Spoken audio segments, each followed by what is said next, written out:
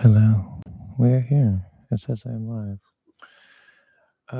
Long time no see. Been a couple months. We are back today. Oh God. Anyway, I see we have a person here. Ferchinvel. Still know how to say that. Is that Fernando? Pretty sure it's the same user profile image. Hello. Hello. First comment. Woot. Great. Awesome. So, yeah, we are going to be talking about some different things today, which I already forgot what I put. I'll make sure I don't forget anything. Mouth posture course updates. And I want to answer some comments. But what was the other thing I put on there? Oh, yeah, personal news. Yeah, okay. So, I'm going to bring my comments here. Newest apply. Okay. Oh, guys and gals, and NB pals. Never forget the NBs. NBs are valid and always welcome. What am I looking for? There we go. God, you guys are quiet. Say something. Come on. Say hi. I'm awkward. I know. Don't drink monsters. They're bad for you. I'm drinking this because I got 4 hours of sleep last night that were not even good hours of sleep. I'm not even going to go into why, but don't worry, I'm fine. Probably, most likely. Okay. And it's sugar-free. Bleh. Anyway.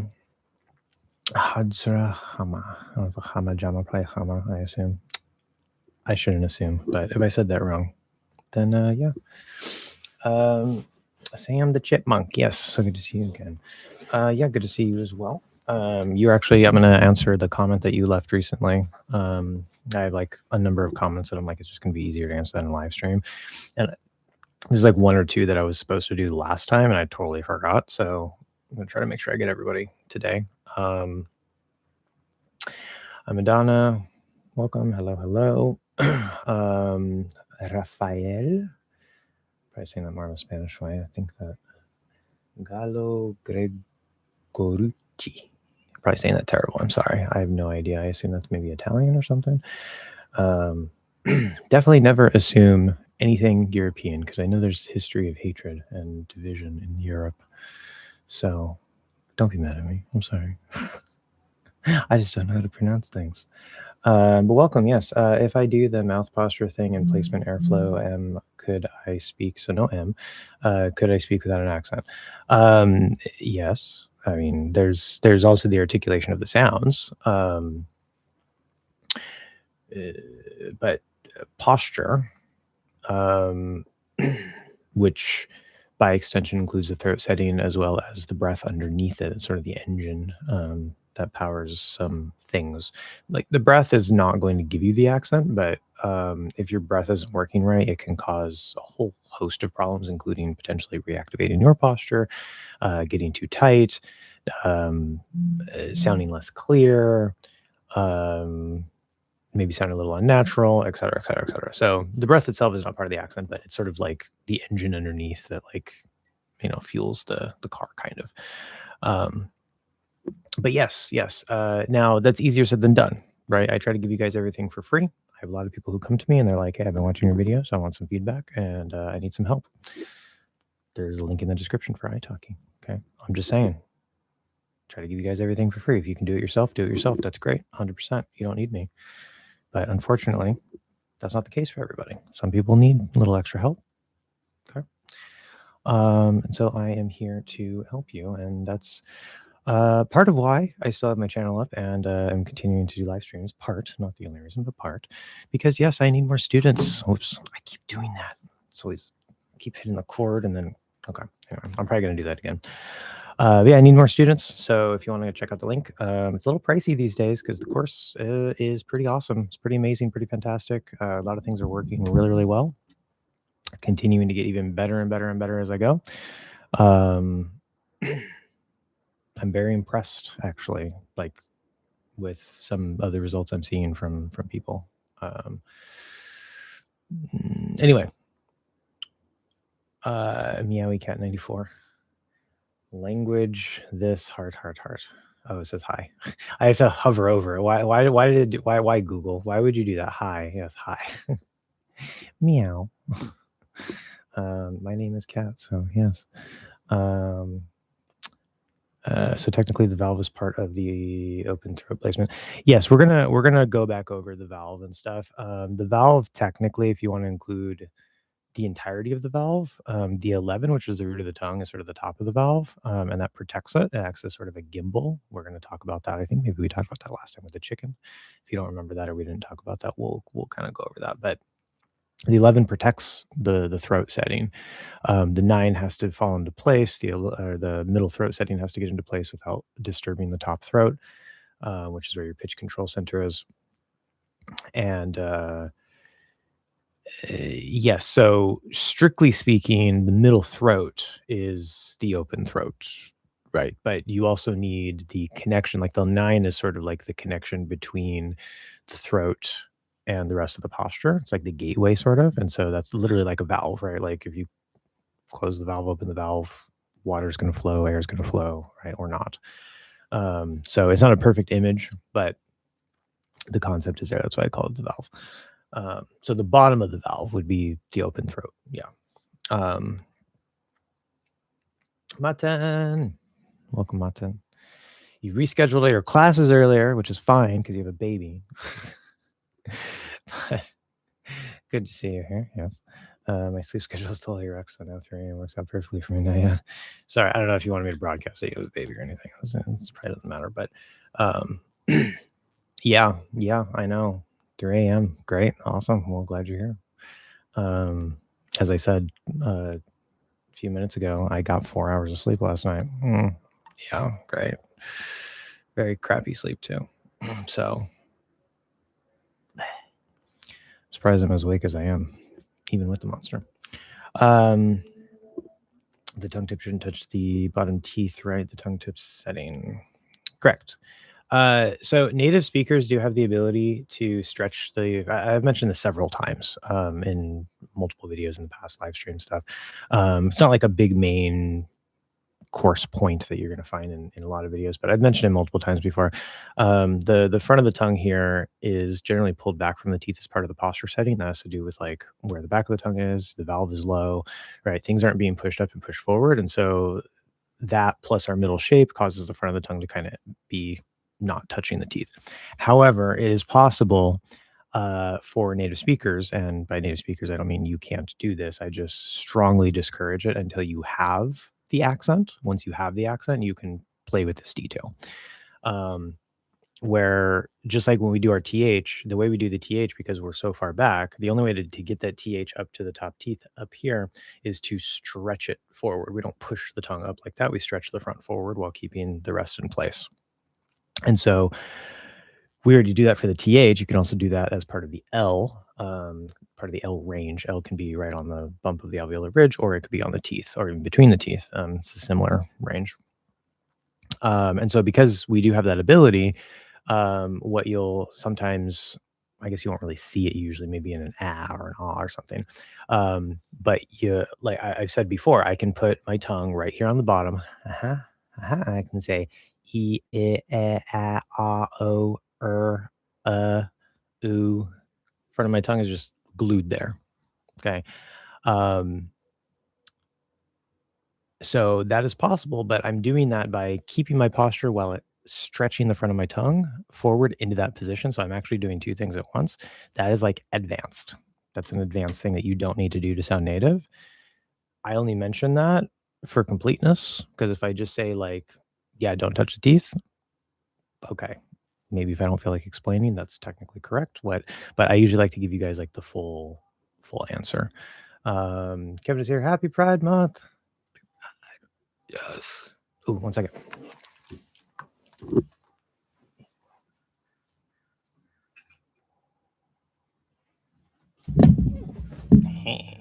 I think I've worn this before on the channel. Maybe not. Yes, it's awesome. Anyway, A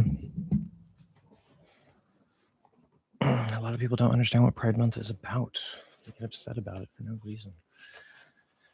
Anyway, that's a whole other topic. That actually brings me to one of the reasons I'm here, which is personal news. That's a little segue. I see we're already getting lots and lots of comments. I want to make sure that we have time for everything because I have a class in like 1, 2, 3. Is that not 3? Hold on. Yeah. So it's in about 4 hours, and I don't want to go all the way up to the line. So I'm going to say maybe about like 3 hours at the most. So we have time, but I want to make sure that I get to everything. So I'm going to try to run through these up to IFAT's. Hello. I see you changed your profile picture, which I can't really see very well, but welcome. Anything past that, I will come back to. So feel free to leave more comments, but I'm going to stop there and start talking about the other stuff when I get there. A long time no see. Bechamel. Yes, I probably said that wrong again. Sorry. Welcome. Long time indeed. Hadra Hama. The in posture is we should feel the center of gravity falling into the root of the tongue, but not in articulation. Because if I'm not mistaken, the directional tension in consonants and vowels should resist down and back, but is the only sound that has no backward tension, like the articulation is down, but cannot resist back. That's one way to look at it. I don't know if I would describe it that way, but you're technically not wrong. From the perspective of articulation versus posture, yes, the is already in place. Like if you get your posture into place and you're placing the sound on the correct spot, then yes, it's just relaxed. It's our base posture. The sound will naturally be produced if everything is being held in the right position. So we would say there's no resistance for that. There is the structure and the engagement for the posture, for the base posture, right? It's not, you don't just relax because you can't talk, right? If you do that. So yeah, we need to sort of structure it a little bit. It is generally pretty relaxed. American English is very relaxed overall, and compared to many other languages, a lot of it is relaxing your attention, but that doesn't mean you're completely objectively relaxed as much as physically possible. We still need to shape and structure things a little bit. So once you have that basic structure of the posture, everything's locked into place, you remove all of your native tension that's going to fight against it. Then we can say yes. The just sort of sits there, falling towards the root of the tongue. Great. Nice. Right. Which further falls sort of through the 9 because that line is down. It's not holding the root up. Okay. But then all the other sounds, every other sound will need resistance somewhere to some degree. It depends on the sound. It depends where it is. Again, we're going to kind of like do a big overview. I think I talked a bit about that maybe last time or the time before. As I lay out these updates, I'm going to try to sort of like do a review of those pieces. So, you know, bear with me. I'll mark when new information is presented. There's not necessarily a whole lot new. It's just kind of like, because I haven't really found anything new in a while. It's just like different ways of looking at things, different orders of putting things together, new little like tips and stuff based on working with people. So yeah, I'm pretty sure I've mapped out the posture like really, really well. And I think my Spanish pronunciation, although still not set to a particular region necessarily, it's probably still more of an international accent. I think it's pretty much there almost, because I've realized a key recently, which is one of the new things we're going to be talking about. New things we're going to be talking about today, which is it's going to help a lot of you if you're still kind of like lagging a little bit. You're still a tiny bit off. But yeah. And again, some sounds are really, really relaxed. So like the ah sound, technically you don't really have to do anything with resistance in the ah, as long as you don't mess anything up. I can feel a little bit in the 5. That's very normal. But if you don't do it, you'll still probably sound either close to perfect or still native-like, and we probably won't even notice because the ah is literally the second most relaxed sound in the language. Okay, it's basically like except the jaw's open and you put the sound on the back of the tongue instead. There's no lifting or anything. It has a little bit of a range, but it's super, super easy. I can also maybe try to get like not try, but I can add a little bit to like the 11 when I do the ah, completely optional, doesn't matter. So that's on one extreme end where you're like, you really just need like maybe a tiny bit of the 5. Anybody here who's like, what the hell is the 5 and the 11? Blah, blah, we'll go over that. Don't worry if you're new here. I created my own nice little shorthand here with these numbers, right? um, and that's great. But then you have a sound like E, where you're going to need lots of resistance in your 1 and your 2. You're going to need lots of resistance in your 5. You're going to have to push your 3 down. Your 11, and the E and the Y, it does something special where instead of just resisting, you're actually going to sort of bow it into a little bit of an egg shape there. Don't pinch it on the width, but going this way, you can sort of do that a little bit. And consistently, when people do that, as long as they don't break anything else, they don't tighten their valve while they're doing that or anything like that. Consistently, that's the difference between it's a pretty good E, sounds pretty natural, and yes, that's perfect E. So some sounds use all of the resistances more or less, and maybe to quite a degree of that resistance. Other sounds are going to use maybe fewer pieces and a lower degree of resistance. So that's where a lot of the work comes in, because it's not just like, oh, just keep it there. That's what we're trying to do basically. But every sound is going to pull on the posture in different ways, just like the moon going around the earth. It's going to pull, on that, the gravities are going to interact between those two bodies. So until what age can someone speak without an accent? I'm from Brazil, by the way. Portuguese, probably. Sorry, my apologies. So I'm sure there are other languages spoken in Brazil, but I'm pretty sure Portuguese is like the big main language. I don't know. I'm an American. Don't judge me for my lack of knowledge of other countries. I'm sorry. Not just American, but American in a falling empire. Anyway, great times to be in. So my belief is any age. I don't care if you're 65, 70, 80 years old, right? As long as you have all your mental faculties, you don't have any physical impediments that are going to stop you. The key to that, right? Because researchers talk about something called the critical period, which I think usually cuts off around like somewhere between 7 and 10 years old. I think 7 is usually what's cited in there. It's going to vary from individual to individual. There's always, wiggle room and things. But the concept, which this is backed by research, right? I'm not saying it's completely false necessarily.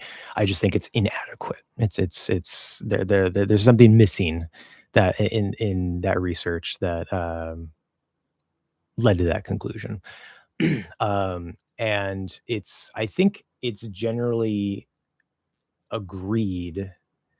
Not 100% sure, but I think it's generally agreed that anybody at any age can learn to speak a language, like a foreign language, right? Generally, will you reach the proficiency and expressiveness of a native speaker? That's maybe more debatable. I personally think yes. I don't see really any issue barring that. If you do the right things, consistently, et cetera, et cetera. You have to do the right things, do enough of the right things enough of the time, and yes, you can reach the goal.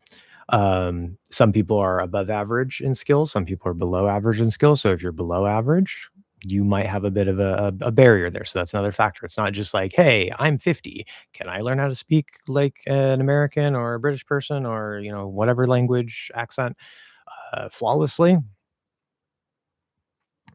You're an individual. Average is average. You're probably average. So my general answer is yes, but I can never make any like strict guarantees.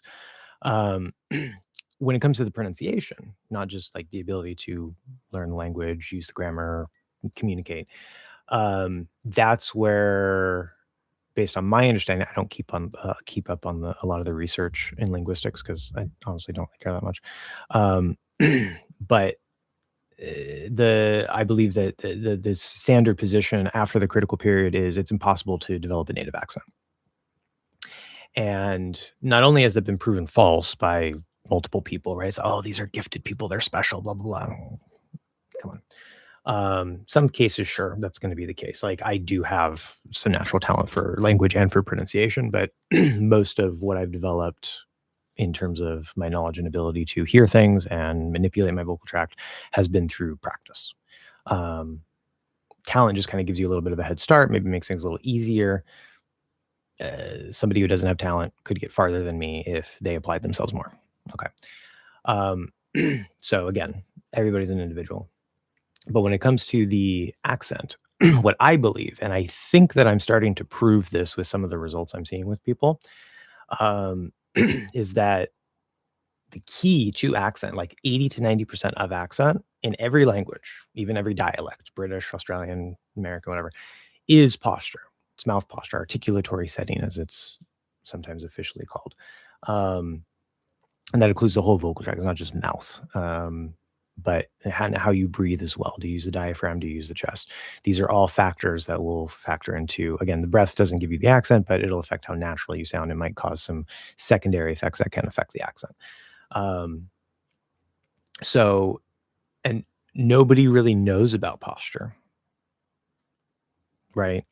I've literally spent the last like 4 or 5 years developing a course around it. I know that it exists and that it, there's other people who like, you can find it online. There's some research on it and whatever, but like most teachers don't even know it exists. And so, of course, if you're doing research on, you're a nice, good scientific studious linguist. You're a scientist, and you're like, let's pose a hypothesis or pose a question, right? Is it possible? Like, is there an age past which you can no longer develop an accent? And let's blah blah blah, right? You set up your experiment, you do your research, but then if nobody really knows about posture and it's not something that's talked about, it's not something that whatever.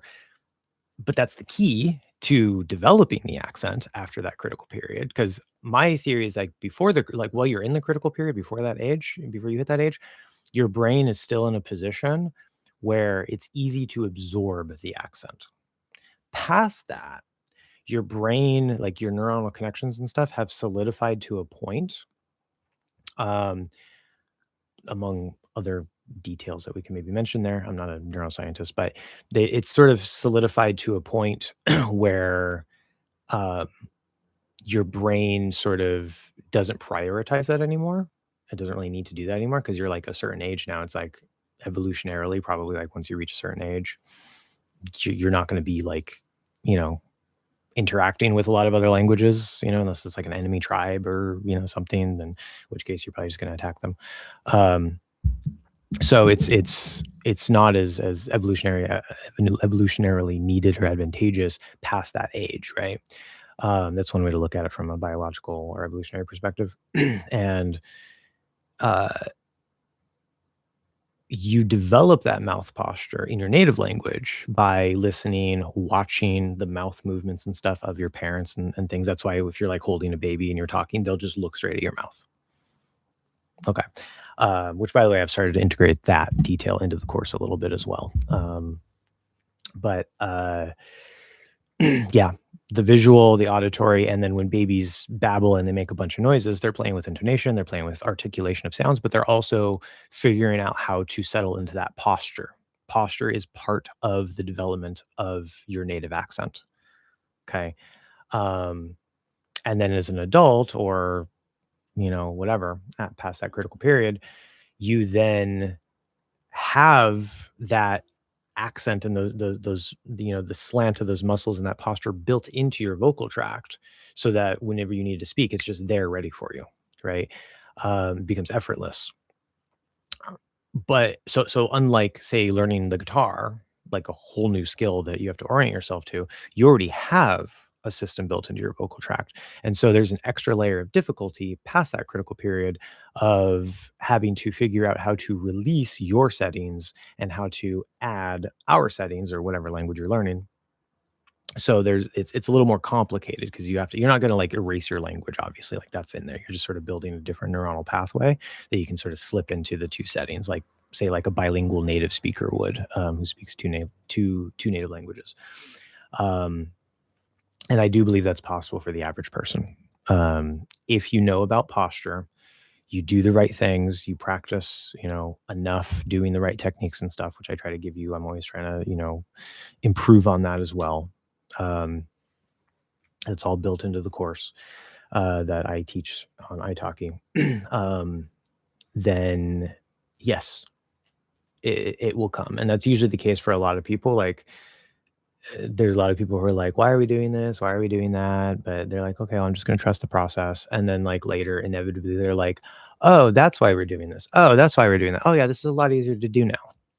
And my running joke is whenever somebody says that, like, I expect it, I know it's going to happen, but whenever that comes up, my running joke is always, nobody listens to me. It's like, I told you. um, so yeah. Now, not everything works for everybody. I do think you need the posture to have a native accent.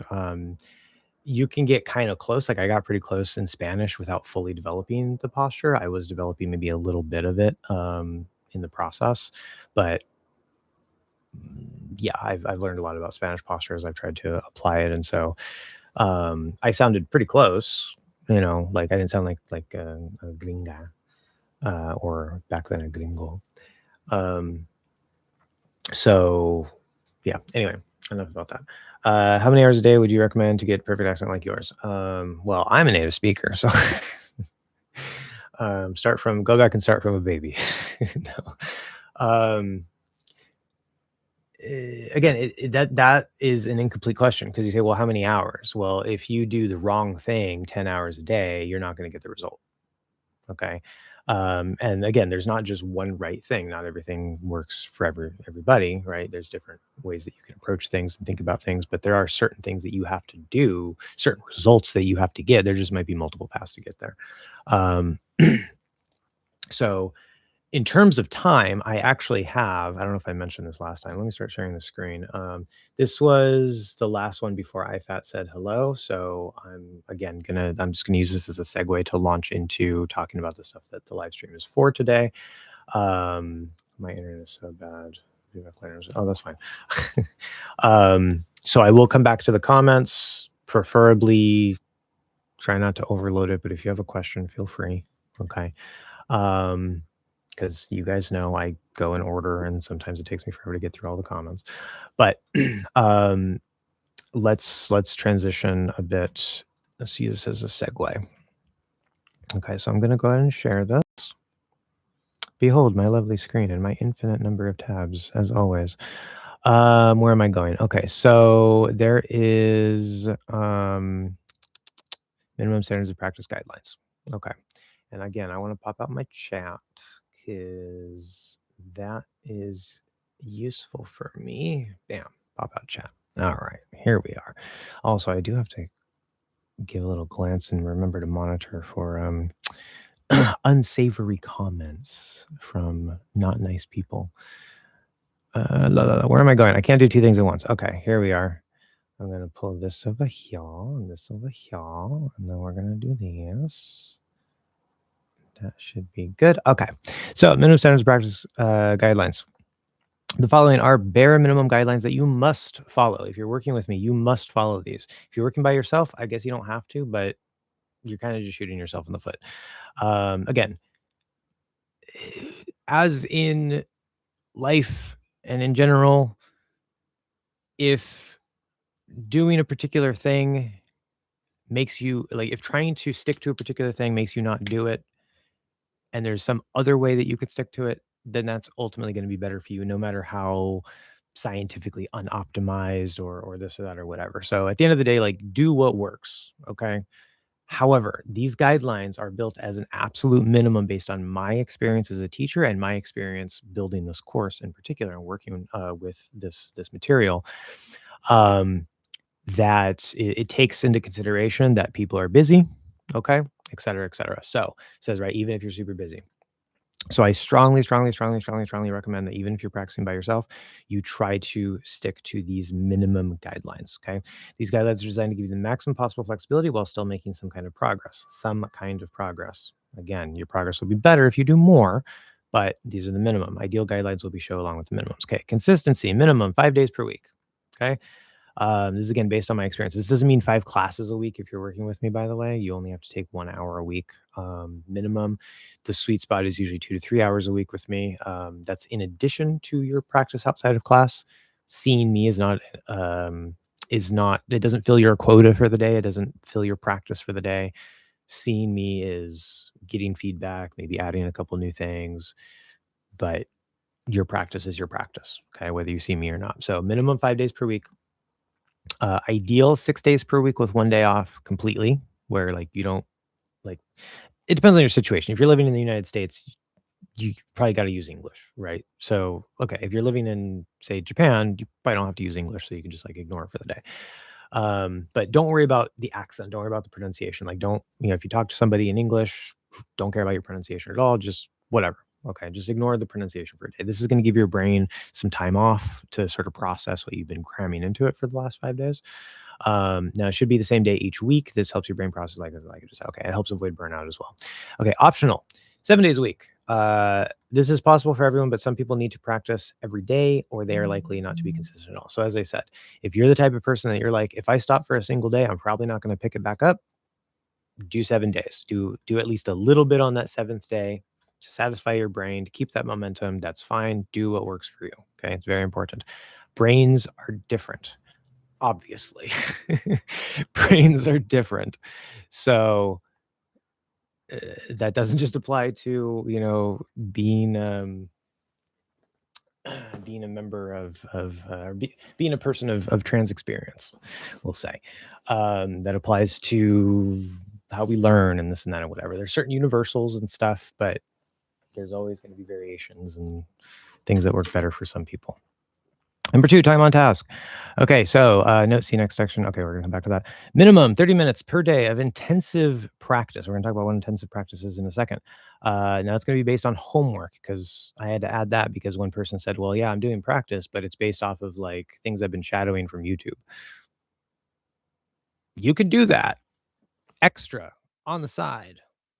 That's not gonna fit for your posture work. Okay, and the reason why is because everything is laid out in a very specific order. Certain sounds are introduced at certain times. Okay, if you're just shadowing random stuff on the internet, it's, unless you're near the end of the course and you have most of the sounds already, that's not going to be good. So again, it's based on the homework, whatever the homework is that I gave you, wherever we are in the course, including the warm-up. This is the absolutely lowest possible minimum and is not recommended. It works, but it's not ideal and your progress might be slower. So that's 30 minutes per day of intensive practice. Again, very important. If you just do 30 minutes a day and it's not intensive practice, you're probably going to end up spinning your wheels. I've had a couple people that can kind of get away with it. They probably have a little bit of talent, but for the average person, no. Ideal, at least 1 hour per day, including your warm up. Minimum 30 minutes of intensive practice. That's non-negotiable. 30 minutes of intensive practice, no matter how much you practice. The remaining time is up to you. You can continue to do intensive, you can move to extensive, you can do whatever you want. This is, again, still focused on the course material, not outside sources. Optional, up to 4 hours per day of intensive practice. There's no limit on extensive or extra practice. And the 4-hour limit is based on studies of world-class elite performers in different fields. I don't know if there's any update to that research, but in my years of trying to learn the many things that I'm interested in and, trying to make my course better, I came upon a piece of information that said, the brain kind of maxes out at 4 hours of deep, intensive practice. Well, you don't really get much benefit beyond that. So if you're the kind of person that's like, I have all day, I'm going to just like pedal to the metal. I want to get this done in like a month. If you have 8 hours per day, maybe spend the other 4 doing extensive practice or things not related to the course or whatever it is. Okay. Also, the more you do this, the more likely you're going to burn out. So, okay, you got to balance things, right? Okay, this, obviously most people don't do this, so you probably don't have to worry about it. But anywhere from 1 hour to 4 hours is fine. Right practice. Okay, so intensive versus extensive, and you must use the reference recordings. Okay, even if you're practicing by yourself, use the reference recordings. There's a Google Drive link. I forgot to actually include that in the description. It's in the description of posture videos somewhere, maybe. I'll put it here in the chat. I'm also going to add it to the description of the video because that would be really useful, probably. Where am I going? Share, copy link. Um, okay, you just find what you need, right? Phase one, phase two. If you're not familiar with that, there's the course outline we're going to go over a little bit here as well. But let me, okay, I'm going to put it in the chat. Bam. And then I'm going to come over here and I don't want to mess that up. Content, no, yes, no, yes. Can only do one thing at a time. Live. Of course, it's going to be slow because I'm live streaming. Okay. And we're going to add it. And we're going to put it in the description. Mouth posture course recordings. Audio recordings. Okay. There. Now we have that saved. Hopefully there's no problem with that updating while I'm streaming, but okay, we can close that. Anyway, that aside, where am I? Yeah. Okay. So you must use reference recordings. I have students who, even if they have some talent, they're doing pretty good overall, they're making progress, but I'm like, hey, using the reference recordings? They're like, no, not really. And I'm like, that explains some things. Like you should be making more progress, right? The students who consistently use the reference recordings do the right type of work. So like I've showed you guys that before, like you go in, you listen to my recording a few times, you try to match it, you compare the two, you see where yours is off, you try to make adjustments, little changes, right? There's the breakdown technique, all these different things that we've talked about in more recent live streams that can help you to try to match that reference recording. So again, it's just a reference to sort of tell you how good you're doing or not. Hello, Abdullah. And if you can't hear the difference, that's an ear training problem. That's another thing. I have ear training videos. They're not optimized for the mouth posture course necessarily, but ear training is always going to be a bit of a problem. So it is what it is, right? Okay, we got things to practice. Now, intensive versus extensive practice. What is this? Intensive practice is what it sounds like. It's intensive. I'm going to use, I'm pretty sure I talked about this last time, but I'm going to use reading as an example, just because in the context of language learning, intensive versus extensive practice are actual terms applied to reading. They can apply to every skill: speaking, pronunciation, listening. But that's where you most commonly hear them. And it's kind of easier to explain in the context of reading, although it won't match in the exact way. It's just two categories, right? So if you are intensively reading, let's say you have a page, a book, whatever, okay, and on any given page or section, you understand, I don't know, 30% of the words because you're still a beginner, okay? You're going to be looking up a lot of words, right? Okay, that's intensive. Lots of looking up. You take a lot of time, a lot of energy to try to understand what it is you're reading.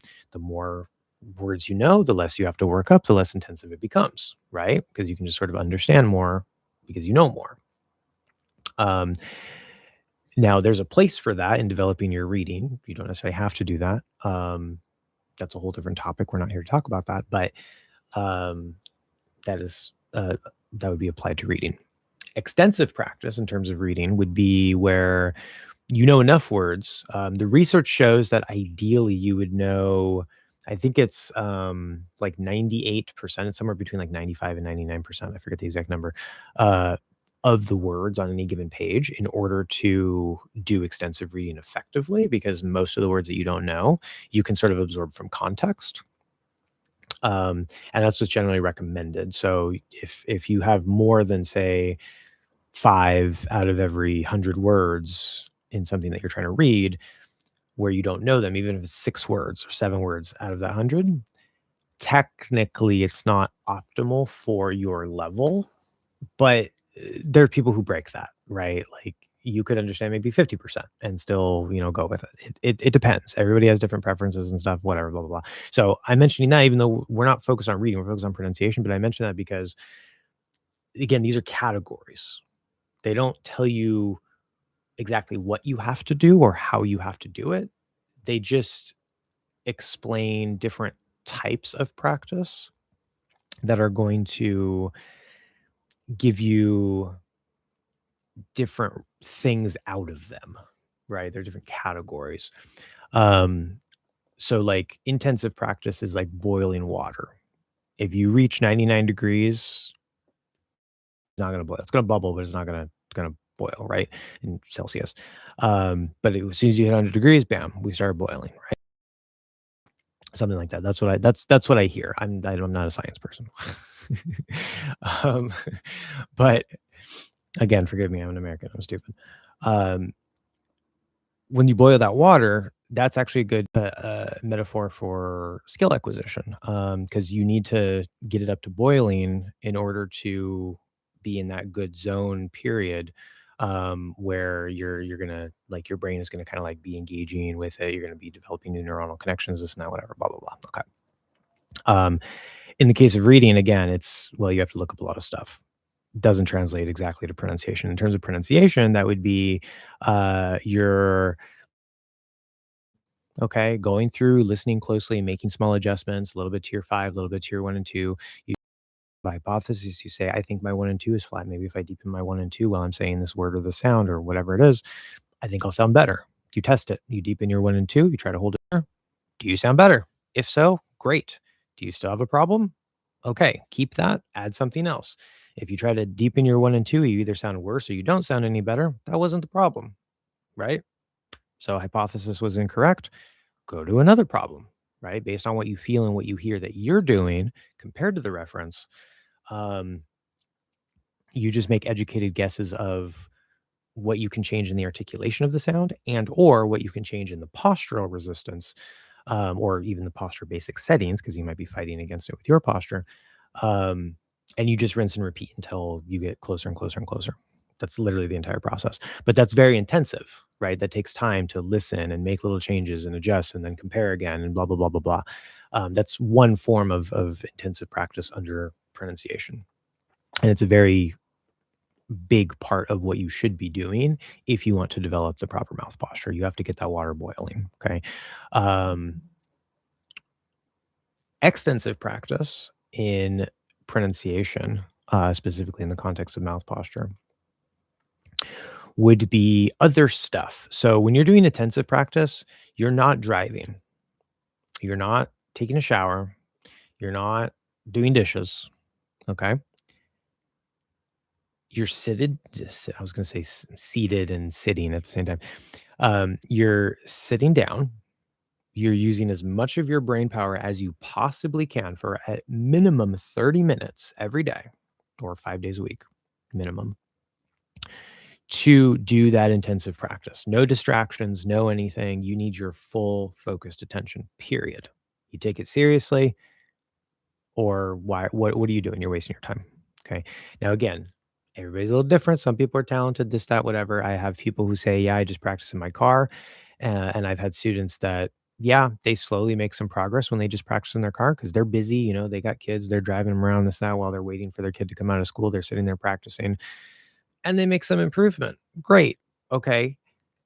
Compare that though to the person who does their seated 30 minutes, no interference, not driving, not doing anything, preferably 1 hour, invariably or almost invariably, which means like with no variation, so consistently across the board, those people improve faster.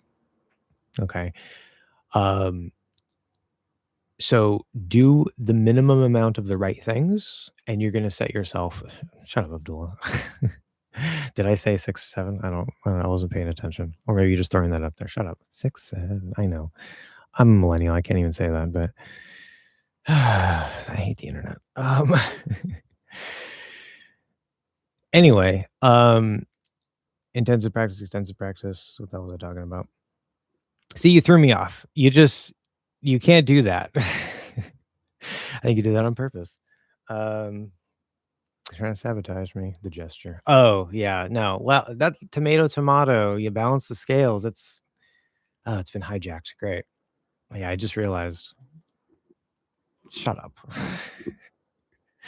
I'm gonna ban you just for that. That deserves.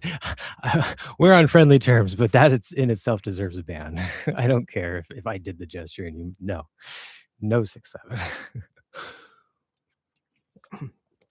Anyway, Extensive practice is after you do your minimum intensive, including your warm up, then again, for legal reasons, I say, hey, don't do it in the shower, don't do it while you're driving. I do it when I'm practicing Spanish, um, which I don't do all the time, but I'm also not taking this like super, super seriously, sitting down and trying to like master the posture. I'm just sort of playing with it over time. Um, so, but when you have those extra moments where you can get in those couple extra reps of, okay, let me go, like say you're creating your base posture, trying to make your nice and good.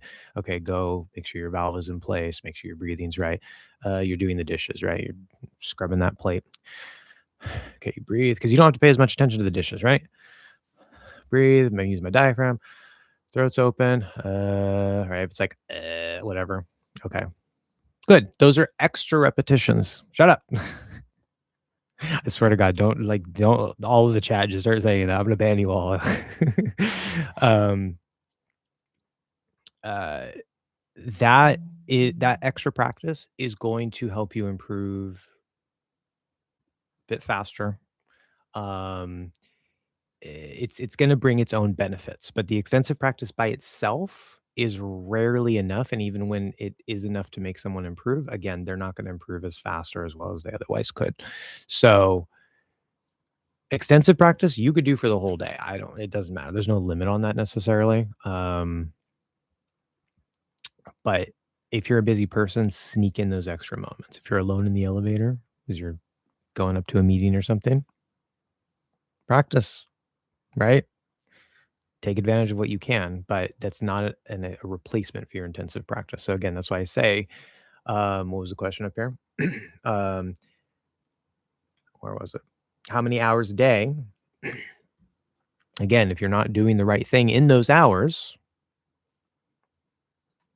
at best, you're not going to improve as quickly or see the most optimal benefits, right? So do the right things will happen. Yes, I stole it from Sadhguru, in case anybody knows who that is.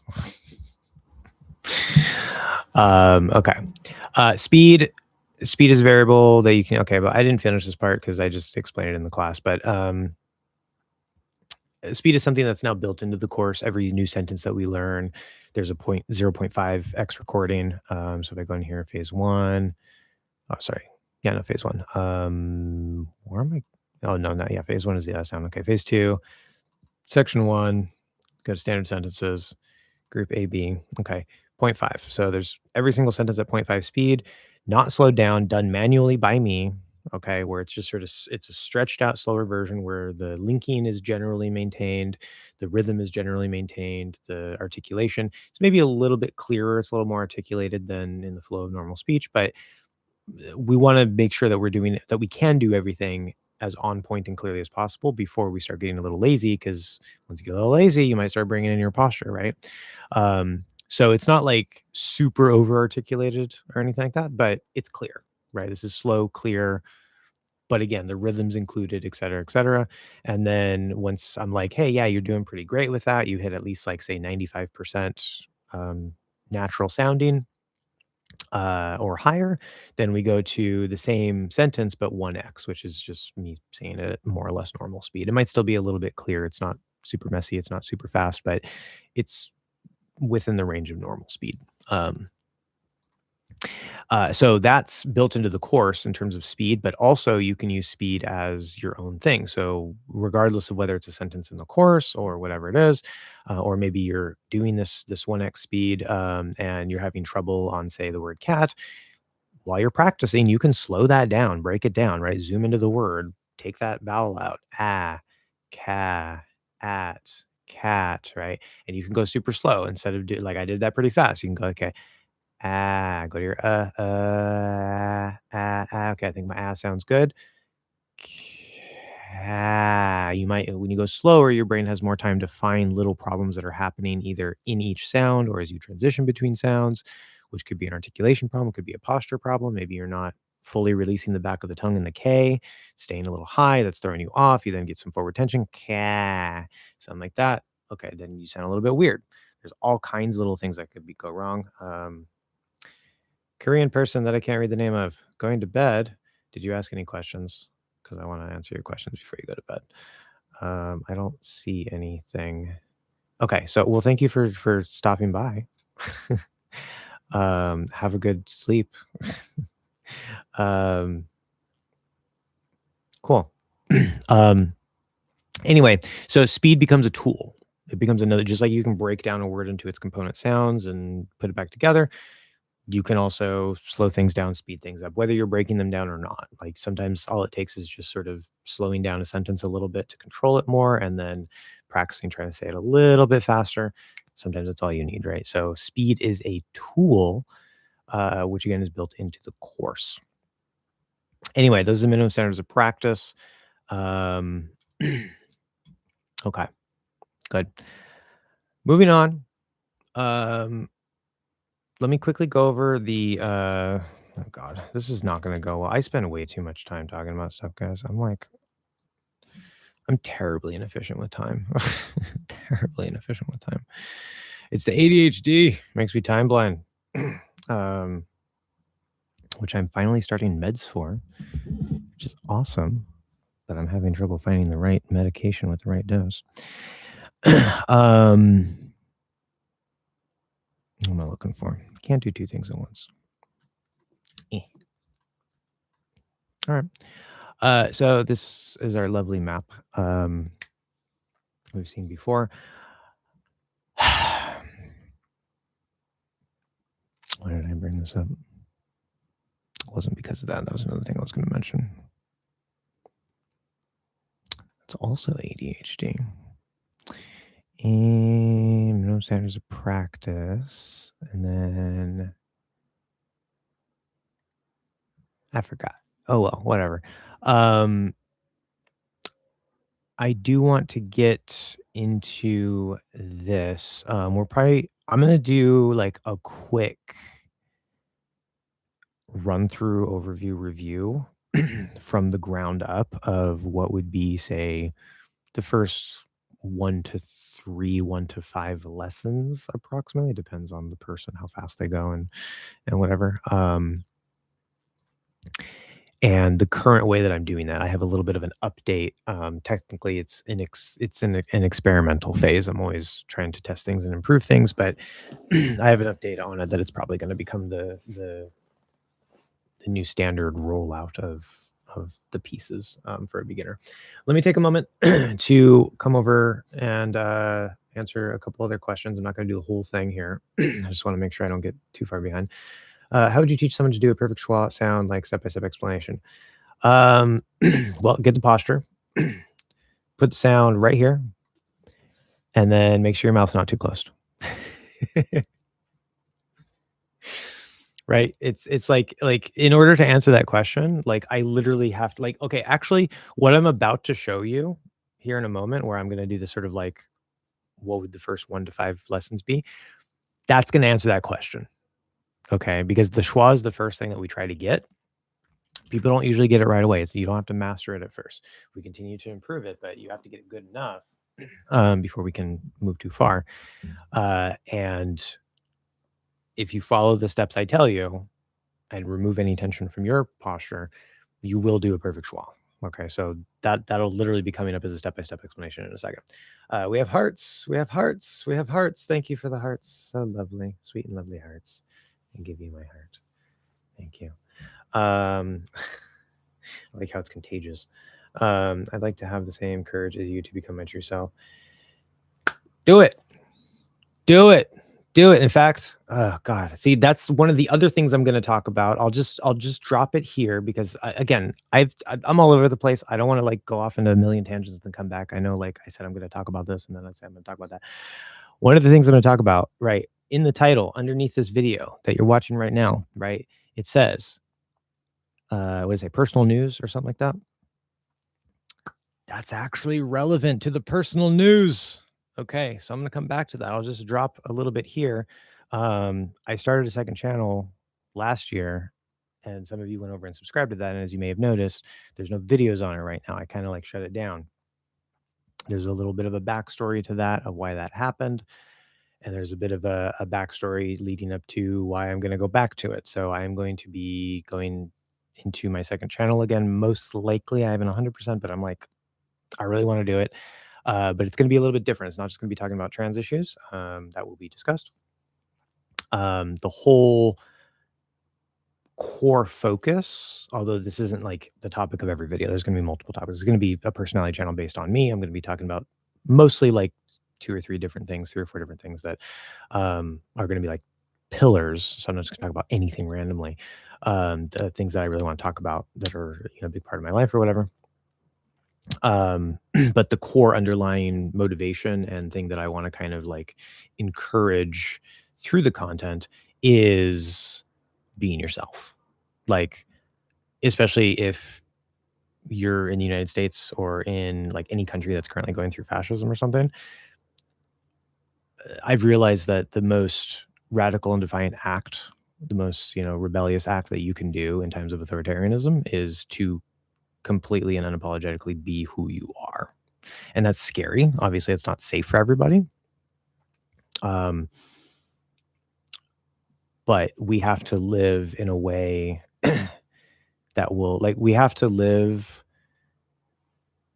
as if we're already, like, as much as possible. Obviously, this is easier said than done, but we have to try to live in a way as if the world that we want to live in and as is already here, and as if we're already the person that we want to be.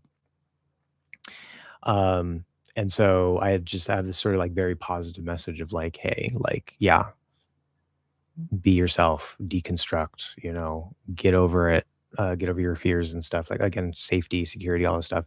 I'm going to talk more about that a little bit later.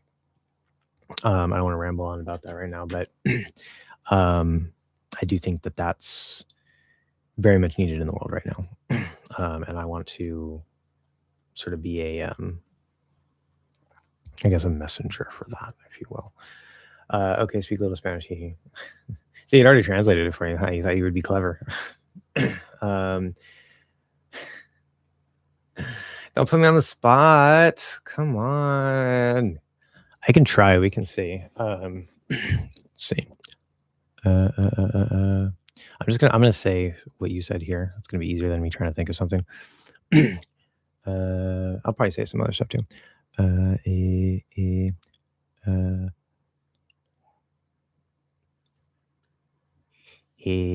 Pues. See, I have trouble not messing with my top throat. I end up with this like really like weird voice, like this sort of like high pitched, like pues, yo no sé, like so like stereotypical like Mexican or something. I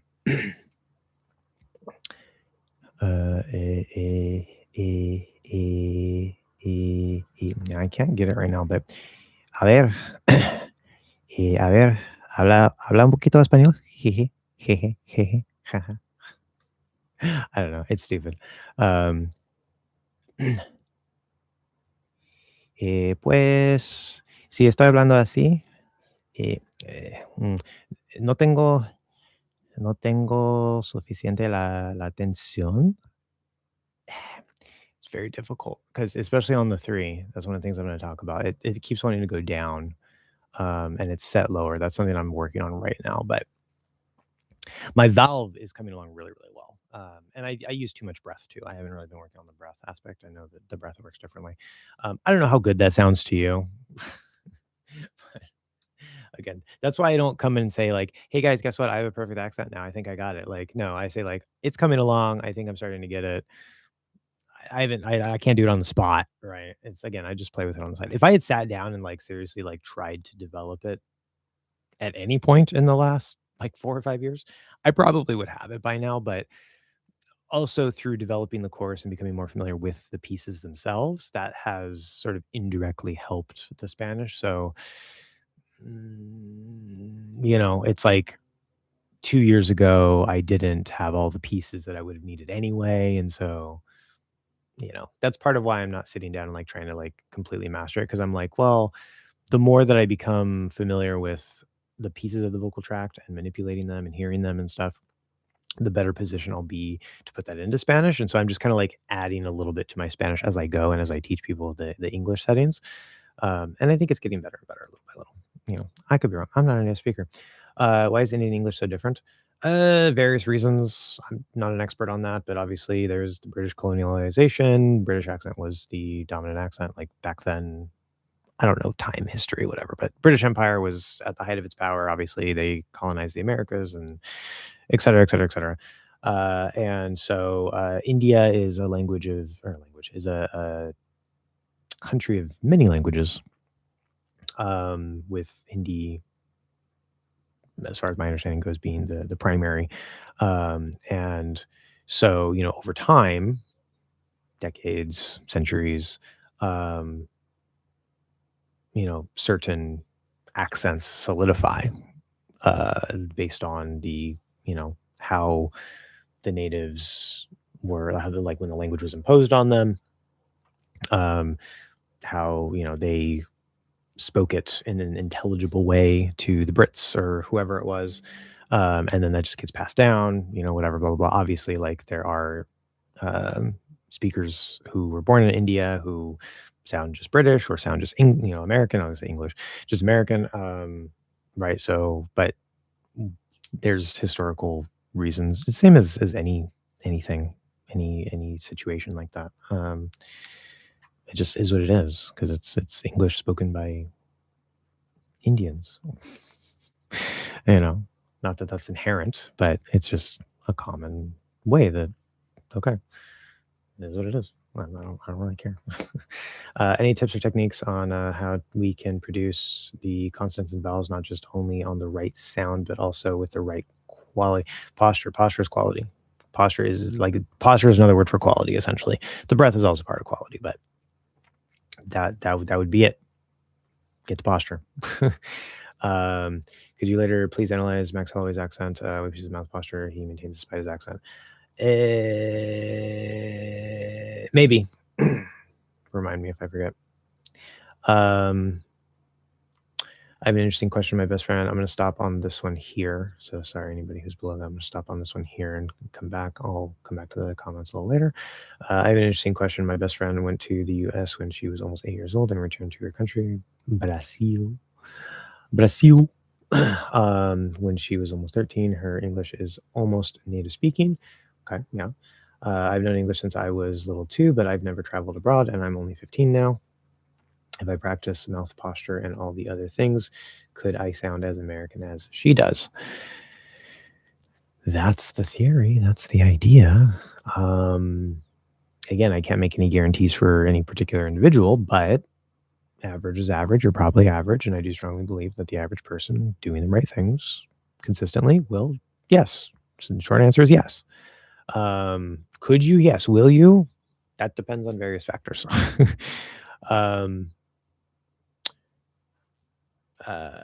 Yeah, so it sounds like she was there. Again, I was saying earlier the critical, I think the baseline critical period cutoff is around 7, but I think it's between like 7 and 10 or somewhere in there. So yeah, that probably helped a lot. She was exposed to the language constantly. She was interacting with her peers. She was still young enough to where it was, you know, maybe kind of still relatively easy to kind of absorb. Plus, kids, especially around that age, like they want to fit in more, and so this, you know, this isn't a universal thing, but sometimes what kids do is they're like, I don't want an accent. I want to sound like my friends because I don't want to be picked on and whatever, and so they put in a little extra effort to try to do that, and their brains maybe still have enough juice or of that sort of neuronal circuitry to do that relatively more easily, say an adult would. So yeah, that makes sense. You don't have to travel abroad. Traveling abroad helps, but you don't have to. You can completely do this in your own country. Multiple people have proven that before, like Matt versus Japan, which kind of a controversial figure. I don't know, but he locked himself in his room for like 6 months and developed a, you know, not just working on the pronunciation, but he ended up developing like a flawless Japanese accent to where if a Japanese person doesn't see him, they just hear him, they assume he's Japanese, like no question. And for Japanese, that's an accomplishment. Like Japanese speakers will usually be able to tell. I even have trouble even mimicking a Japanese accent in English. It's yeah. So, and he's just one example. But yeah, you don't have to be in the country. Obviously, the earlier you're exposed to a native speaking environment and the length of time you're in that native speaking environment, the easier it'll be to absorb things and whatnot. But you could say like you're 15. So let's say pretend you're 35, 36, you're my age, right? Um, you're 36, you don't know any English, right? You've just been, I know English is everywhere, but like not a word. You don't even know how to say hi, right? Okay. You could go from that at the age of 36 to sounding like a native speaker, at least getting close, if nothing else. I can pretty much guarantee to everybody, unless maybe you're below average, which again, average is average. People like to think that they're below average, but they're usually not. Um, like I can pretty much guarantee to anybody who works with me or follows this stuff that you can at least reach native like, very natural sounding, but maybe not 100% flawless native. That takes a little extra work and might depend a little bit, but I do believe the average person can do that. Um, so yeah, if you were doing the right things, if you're doing posture, okay, um, you're consistent enough, all the things I talk about. And importantly, you do it in a way that works for you. Because again, there's a little bit of variation between people. What works for somebody may not work for somebody else, but you got to get the posture one way or another. Then it doesn't really matter how old you are. It doesn't matter if you were exposed to the language at an early age or not. These are these things like being in the country from a young age, or just being in the country. Period. Whatever it is, those are bonuses, right? They sort of like they give you maybe an advantage. They give you a little bit of a boost, a little head start, something, right? Talent also same thing, gives you a little bit of a boost. You sort of start here instead of here. Maybe a little bit easier for you to reach the destination faster than say the other person if you were to apply yourselves equally, everything else being equal. Um, that's the base theory. All right. Uh, those are all those aren't determining factors. That's what people don't understand. They think like, "Oh, I wasn't born in the country. Oh, I started too late. Oh, I'm too old." Like everybody, I want to learn the guitar, but I'm too old. I'm 30. I want to learn how to program a computer, but I'm too old. I'm 25. I want to learn a new language, but I'm too old. I'm 50. I want to learn, I don't know, what's something else? I want to learn how to draw, but I'm uh 42. I'm too old, right? Stop it. You're being ridiculous. Stop it. It's the same old thing. It's a common human experience. People have these same doubts and no, stop it. Just get it out of your head. Okay? 100%. Anyway, I'm going to stop there. I'm going to come back to these comments later. Okay? Some things I may answer, like I see what is the setting for the voice box. We may touch on that, but I'll come back to that if not. Okay, let's do this. We've been here for an hour and I want to leave around 2. So we have about 2 hours. I spent the first hour or so talking about whatever. Let's get this overview done. I'm going to go back to where the comments are. This shouldn't take too long to do. This will give you a good idea of what to expect. Like if you were to start working with me today, this is what we would do, right? And again, it's very skill based. So if I'm like, hey, do this and you can already do it, great. Let's move on and build on top of it. If you can't, we practice it. Okay. That being said, you might think you're doing a pretty good job or that you can do something, and you might be doing a pretty good job, maybe not perfect. You might actually legitimately be doing an okay job. But I've never had a person who straight from day one had, I would say, even like half of the things. Like they might be close. Their posture settings are like they've already kind of accidentally or intentionally sort of gotten into a closer posture setting. Maybe their sounds are pretty good. Their accent is kind of small, but I've never had a person that just like starts working with me and then right away, bam, like they can just get everything, right? So you're probably gonna have something to work on no matter how good you already are, unless you already sound native. um, so we have the three systems. I know I talked about this last time or the time before that. So the three systems. Again, I use different numbers. I use numbers for different things. Don't get confused when I say like the first system. That's not the one in the posture. Okay. So system one would be the breath. System two would be the throat settings, and system three would be posture, which starts at the 9. It's everything above the 9. Now, I usually like to say 1.5 because that's sort of a bridge between the 2 and 2. It doesn't matter. However you want to look at it is fine. I'm just going to go and say that because that's what I like. Okay. Again, we talked about this before. I'm just doing a quick overview here. Breathing. Okay. We want to use diaphragm, not the chest. The chest should not be tight. Sometimes people run into a problem with that, especially like Japanese speakers. You guys, because your throat is so high and tight, you kind of like tighten up that chest. You hold some tension here, let it go, let it open up. You want to shift any tension that you have here, any tension that you have here, down into the diaphragm. The diaphragm should be the source of your tension. Okay. You're going to get a little bit in the stomach as well. You don't really want, you have to shape things up here, but it's mostly just a low open pipe. And then your posture is just going to be low and back. It's generally very relaxed beyond our basic shaping and resistances. So you don't want a whole lot of tension up through here. You want your tension and your power to be down here. Okay. So step one in the breath, make sure that you're pulling the air in with the diaphragm. This is an imperfect image. This is a syringe. This is your mouth. This is your diaphragm. Bam, you suck the air in. That's a nice little image for people to kind of imagine pulling that diaphragm, sucking that air in. However, in reality, when you breathe in with the diaphragm isn't necessarily just doing this. It's also doing this. Okay. It's expanding to the side. When I breathe in, nice, good breath, I can feel it expanding out into sort of the corners of my rib cage here a little bit. I don't necessarily feel it too much in the back, probably because there's organs and muscles and all kinds of other stuff, but it's sort of expanding overall. Okay. And what helps most people, instead of imagining it doing this, if you imagine it doing this instead, like it's going, this way.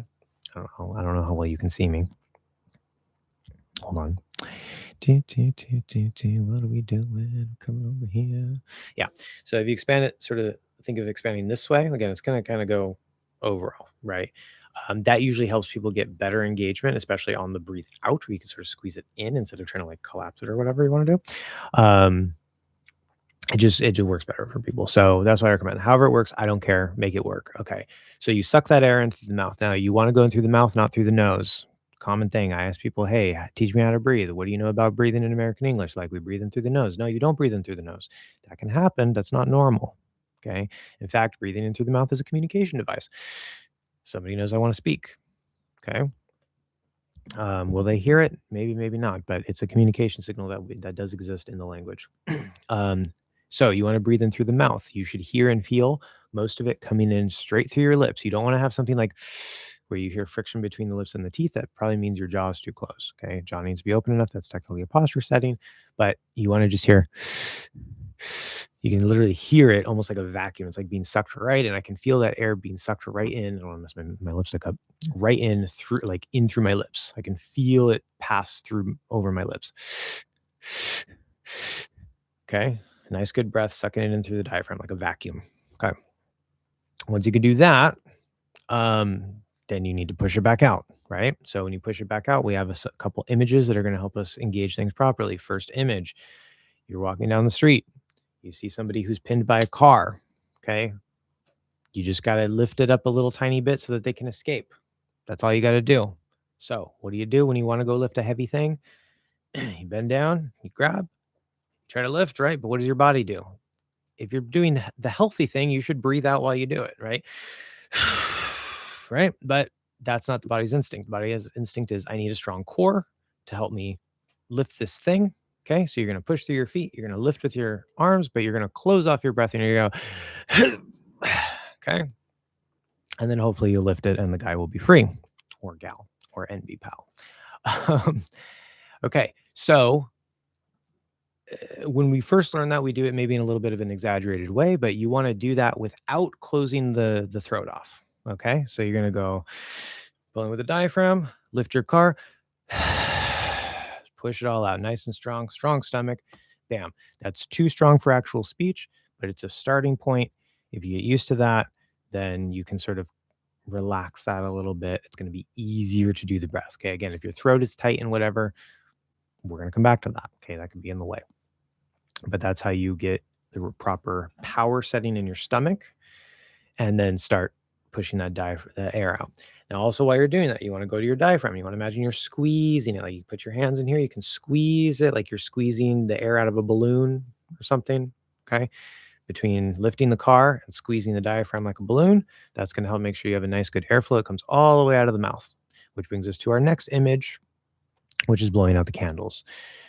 If you were working with me and I say, if you don't mind me asking, how old are you? And you say, I'm 22. And I say, well, congratulations. It is now your 23rd birthday today. You're now 1 year older. I'm sorry.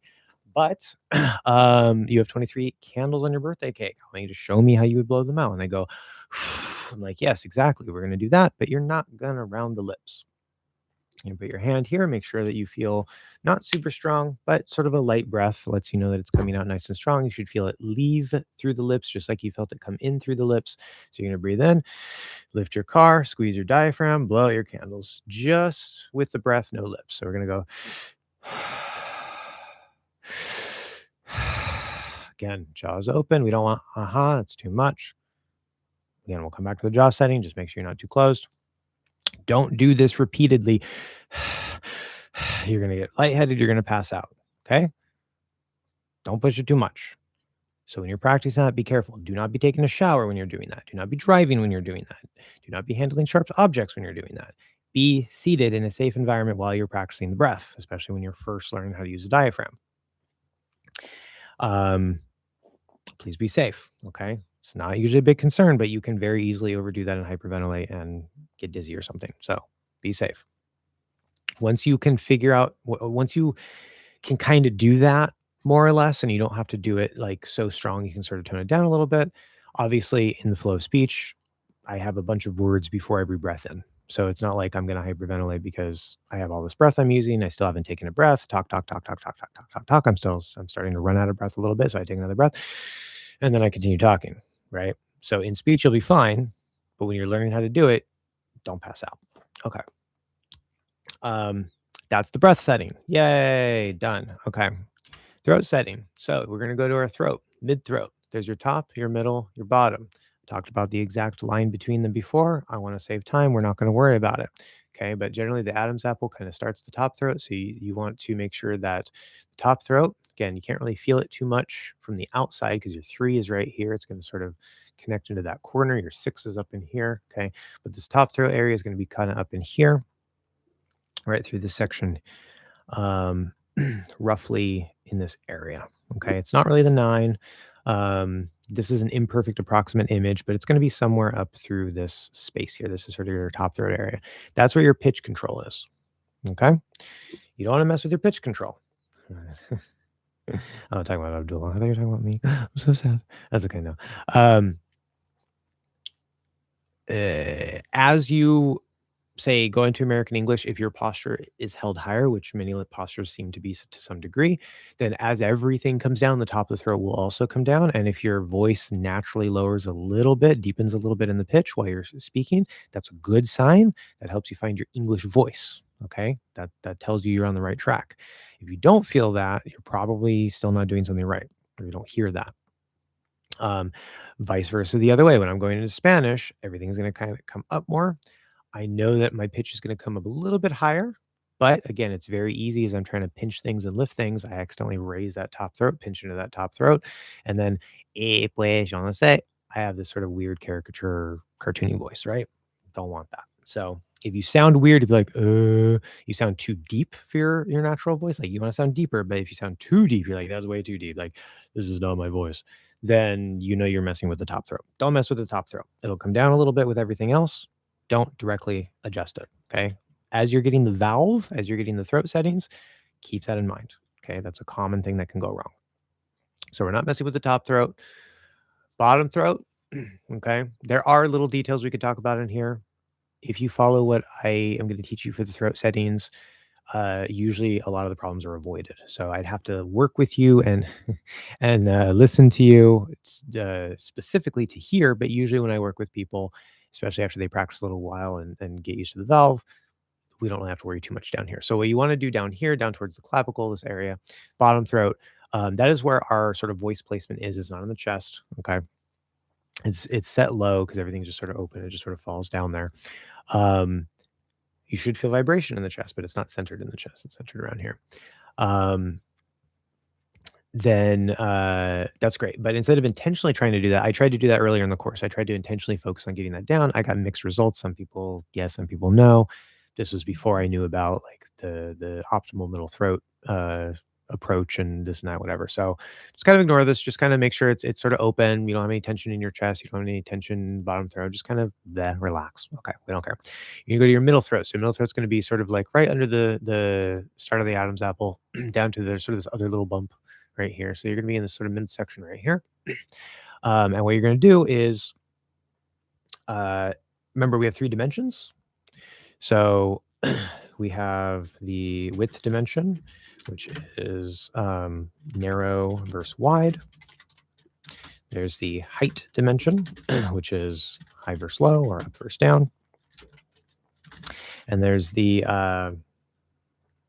backness dimension. That's a technical term in linguistic, backness. It describes how back a sound, or in this case, posture piece might be, or forward, backness or forward. It's one term for both, just like width covers both directions. And so that's going to be how forward or backward something is, the position of a sound or the position of posture piece.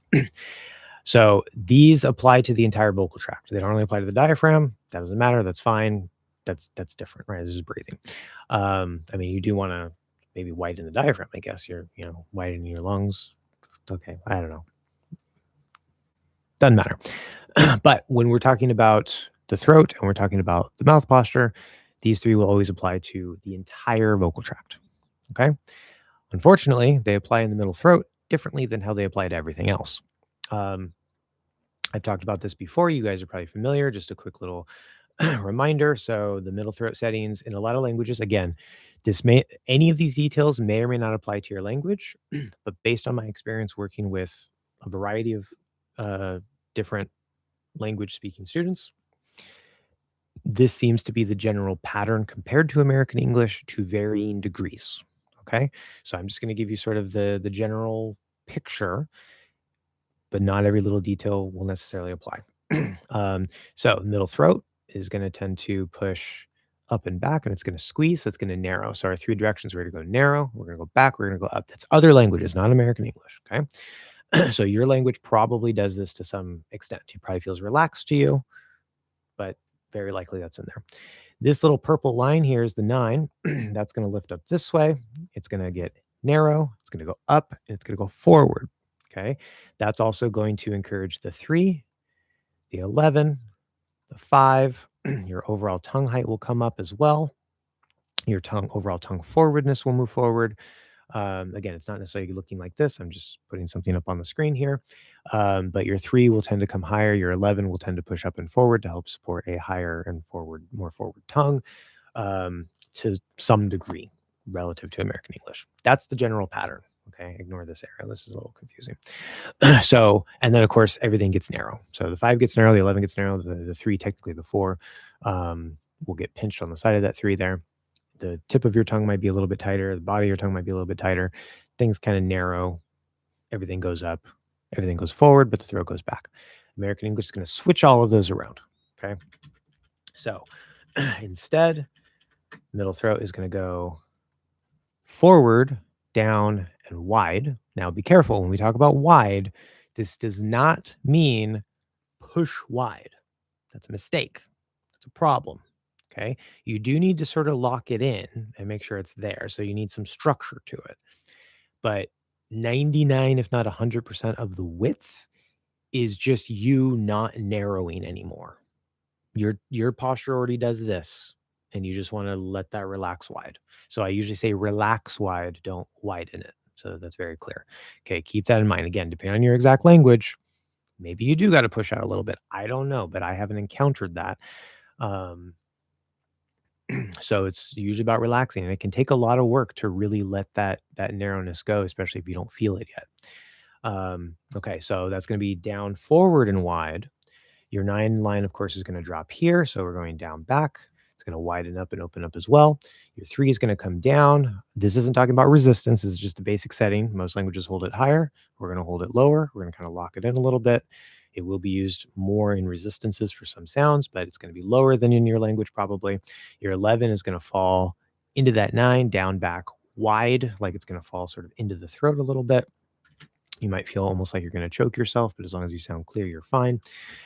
Your 5, which includes the center of gravity in our case, is going to go down, back, also wide, no pinching. One of the biggest, most common, easy mistakes that you can make in any given sound or just in your speech in general is to accidentally pinch that 5, to narrow that 5 a little bit. Super common mistake. Super, super common mistake. Make sure it's relaxed wide, it stays wide. Okay. And then, of course, the tongue overall is lower. It's pulled back from the teeth a little bit. Okay. Even the front of the tongue isn't as wide as, say, the middle and the back because the tongue goes like this, right? Sort of comes to a point. But even the front of the tongue will probably be a little bit more relaxed wide than your language. Okay. So that's the general pattern. We want everything to come down instead of up. We want everything to go wide, relaxed wide instead of pinched narrow. And we want everything in the posture to go back instead of forward. And we want the middle throat setting to go forward instead of back. So you just flip all of those around. Okay. There's special considerations like in the nose. Sometimes people speak a nasally language like Vietnamese. I have a special new tip for that I want to mention while I'm here. Usually the 7, this is sort of the soft palate and the nasal passage here.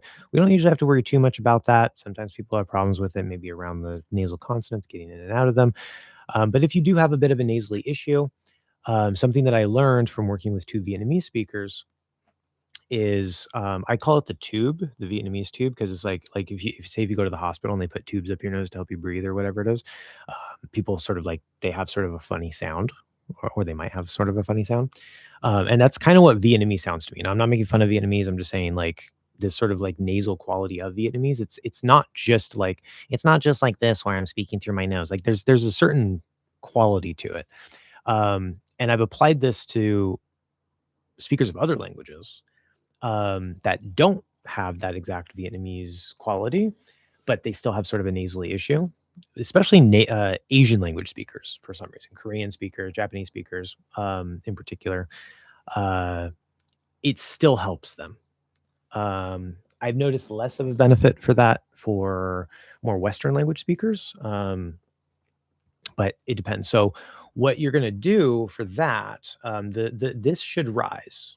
This is actually technically part of the valve in a way because when the valve gets into place, again, if A, then B, not necessarily, but when the valve gets into place, if it goes like your valve goes like that for English, your 7, your soft palate will want to go like this. Doesn't mean it's going to happen, but they should go together. This goes bam, this goes bam. Like they sort of push against each other. And the opposite is true. I triggered that in Spanish. It's now just an effortless part of my valve. When I engage my valve, my soft palate goes like that. It's kind of cool. So that's one thing. Okay.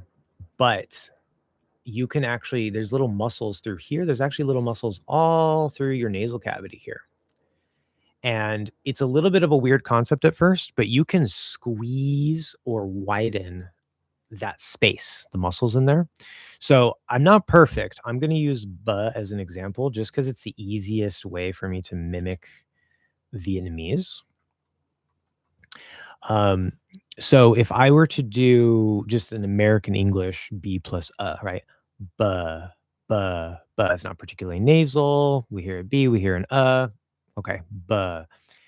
Now, if I can do this right, because they also do in Vietnamese, part of the posture settings, this is going to kind of like the throat tension through the 8 and the 9 is going to be pushing forward a little bit. That's an extension of that tube, but I'm not going to worry about that. I'm going to focus on this up here.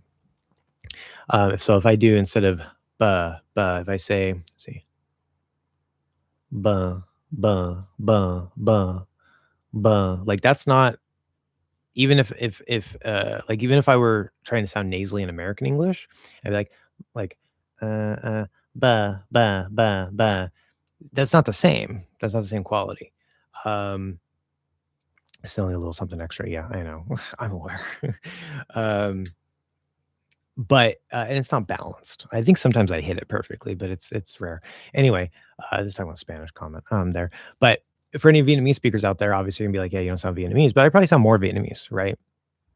And literally the only thing I'm doing there is my soft palate's coming down a little bit, but I'm trying to widen the muscles in here. I'm just imagining, picturing that passage, and I'm just trying to sort of like push those muscles out. Buh, buh, buh, buh. Sort of a different quality, sort of different kind of nasal sound. So even if you don't speak Vietnamese, if you're having any sort of nasal issues, try to make sure your soft palate engages up a bit. Your language might already have it up, but that's not the usual trend. And then you can try to squeeze, sort of narrow that passage a little bit to sort of concentrate and make sure that less goes through the nose. So that's a little bonus tip there. Um, but coming back to English, our throat settings. Okay, we're going to go down, forward, and wide.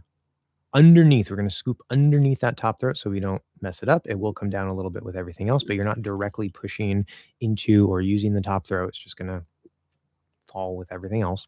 So you scoop under, bam. Okay. You got to play with that.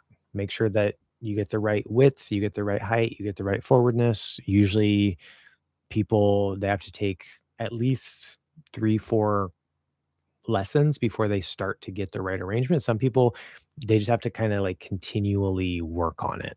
It's not something that you're necessarily going to get right away. It's a work in progress. Some of the techniques that I have now to help you develop that, like using the whisper technique with the paragraph, help make that a little easier. Okay, then your 9 line, as I said, most languages are going to hold this up this way.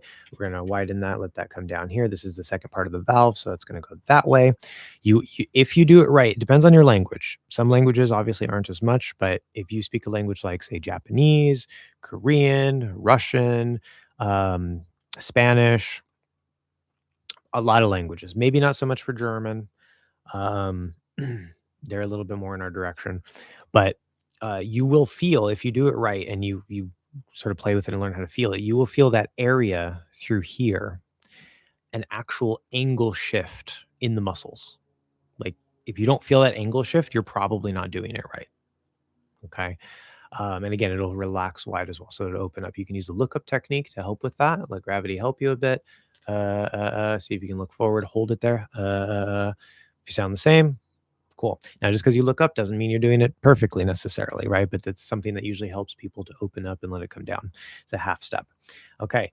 From there, usually what I would do is we would go into the posture and we would say, okay, we're going to learn 1, 2, we're going to learn 3, 4. And usually that's like the first lesson, right? Breath, basic middle throat and 9 setting, and then 1, 2, 3, 4.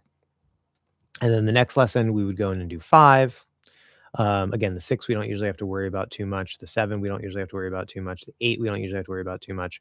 And then there's our 11 in here, which is the hardest to feel and the most complex piece. That I'm still trying to figure out the best way to integrate that. But this we usually don't start talking about until like maybe the 4th or 5th lesson because reasons. But the way that I'm experimenting with doing it now is instead of all that, so the first part is the same. We learn the breath, we learn the basics of the valve. Okay.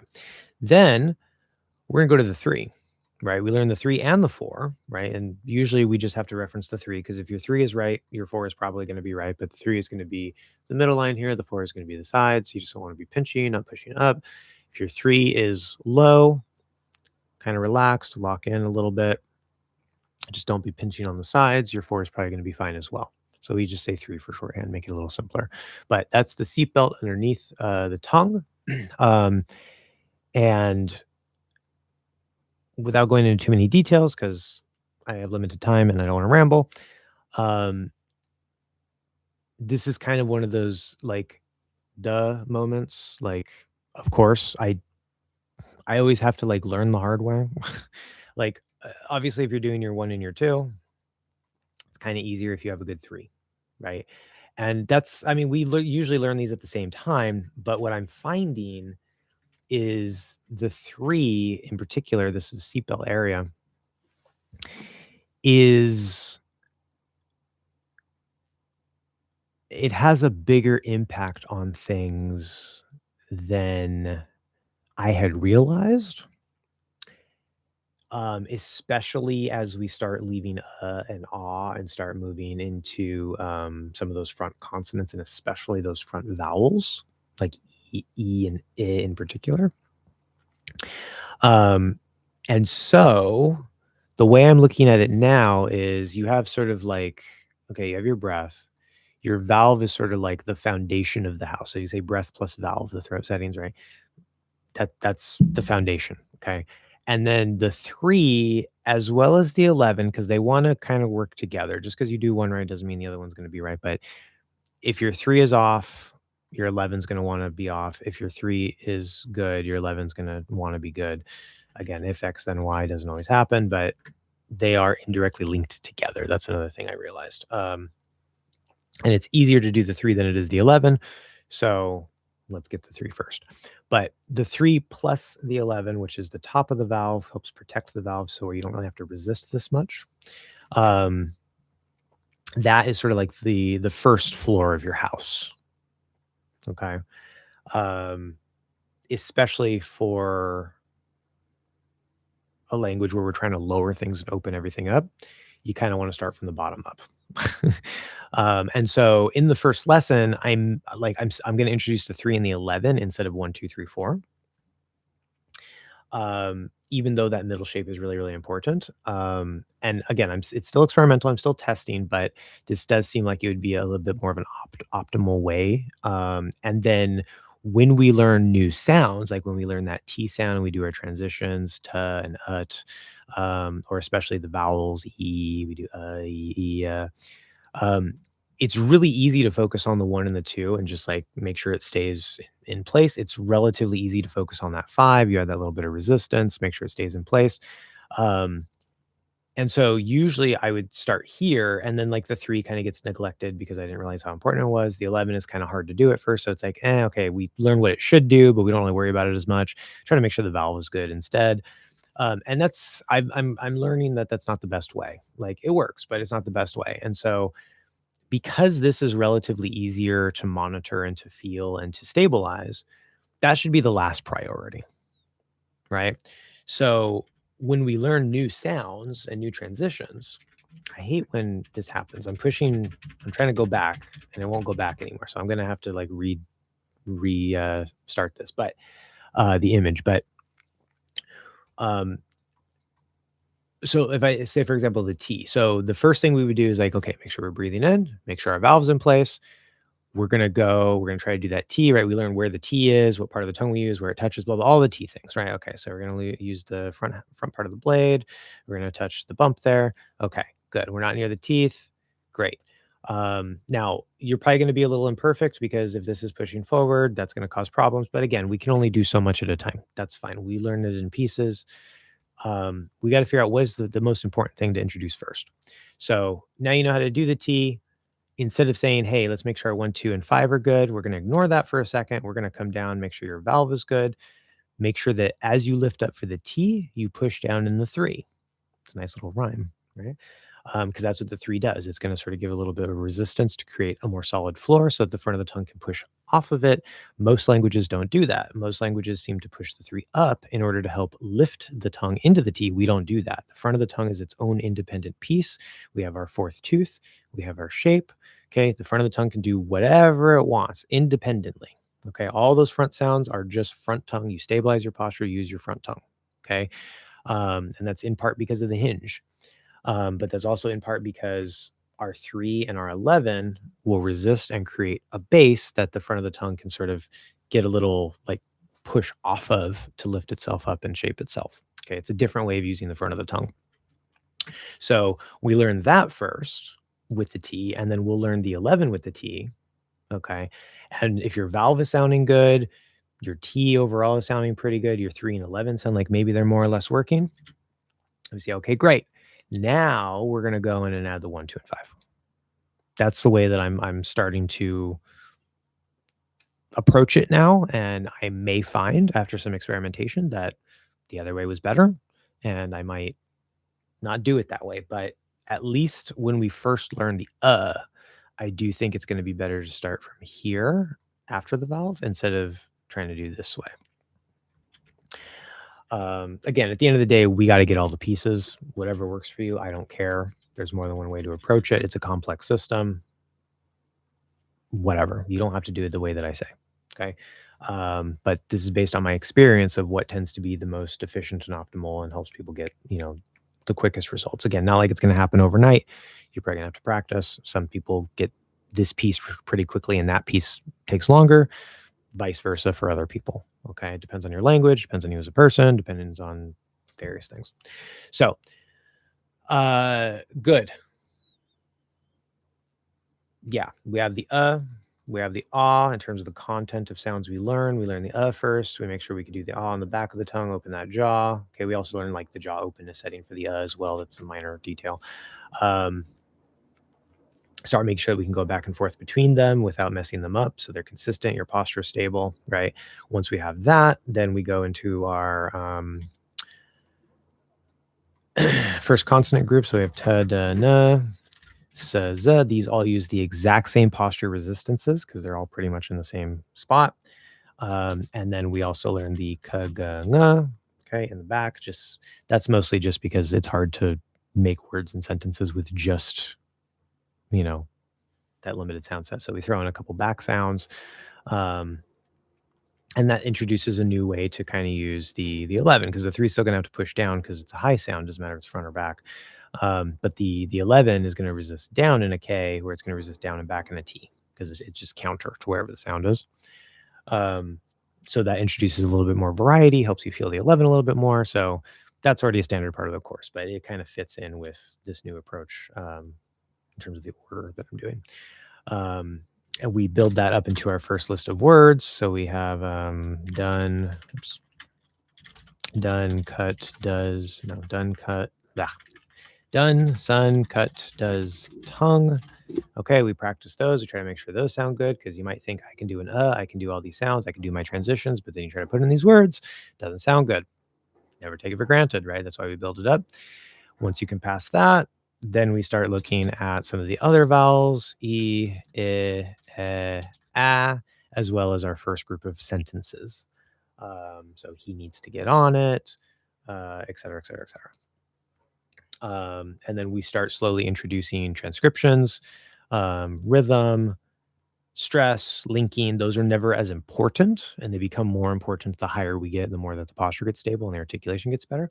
But we do start integrating those elements with the sentences, so you kind of are trying to build everything together because the posture does have some sort of interaction with like the stress and stuff. So that's like the first 1 to 5 lessons, depending on the person. Sometimes it takes a little longer to get into the sentences, but it's all about creating that base. That seems a little slow, right? Like 5 lessons just on, like even if we don't get to this, 5 lessons just on this. Yeah. Posture is the thing we're doing. It's not about how many sounds you're doing, right? We're adding sounds and adding complexity, but you have to figure out how to release your posture and add our posture. And that's not an easy thing to do. So it seems slow in terms of the content that we're going over in the beginning, but it gets very complex very fast. And you want to make sure that you're building a good, solid foundation. I also have you do the special paragraph as a whisper as we get up into sort of these, sort of on the side. That helps make sure that your valve is working. We don't want to hear, we want to hear coming through the mouth, not through the throat. A little bit here is okay. In reality, it's going to, whatever. And this gets to this question, what is the setting for the voice box? That's hard to say. The way that I picture, I don't know if this is scientifically correct, but the way that I picture it is like you have like the front of your throat. This is really messy now, but you have the front of your throat here. And what some people do is like they'll squeeze this area. Like they might be pushing out, but they sort of like squeeze it from the back. And that can also cause problems. Even if you're not like narrow, you're just sort of squeezing here like this way instead of this way. Like Japanese speakers seem to do that. For in particular, other speakers as well. But and then the vocal cords, to me, they kind of feel like they're back here. Now, in reality, they're probably just kind of through here. But usually I don't have a problem with this too much. With Japanese speakers, yes. Maybe with Korean speakers. I've tested it on a couple different, languages with people. Um, so this may or may not apply to you, but the general advice I usually give is you want this to be like an open pipe where the breath can just freely flow through. You don't really hear much tension. You don't really feel much pinching. It's just open. Right. That's a little bit of tension there. That's like pretty much no tension thrown up in my mouth. Okay. You can get a little bit down here. You don't want to be like, the more you hear her, the worse you are. But then what you can do is you can add a little bit of tension to the vocal cords, because if your vocal cords get too lazy, that's what tends to cause like some fry, and you might have a little bit of a breath issue or this or that or whatever. So you can sort of imagine like you're squeezing the back, like back in here. I can't really point to it, but squeezing back there a little bit while keeping the area in front more sort of open and I guess relaxed in a sense. Like you have to stabilize it, structure it, but it should be pretty relaxed. It's just a big tube. That helps some people to kind of make sure that the voice is concentrated. They don't sound breathy, but they still get the right middle throat setting. If that doesn't help you, don't use it. But that would be my tip for that. What is the exact setting? I don't know if there is an exact setting necessarily. I think it kind of just goes with everything else. But depending on how you're used to engaging the voice box for your particular language, or you as an individual, to some extent, perhaps that can sometimes happen, um, you might run into certain problems. It's not a big thing that's come up. So, okay. Let me come back to the comments here really quick, and then I'm going to move on to my personal news.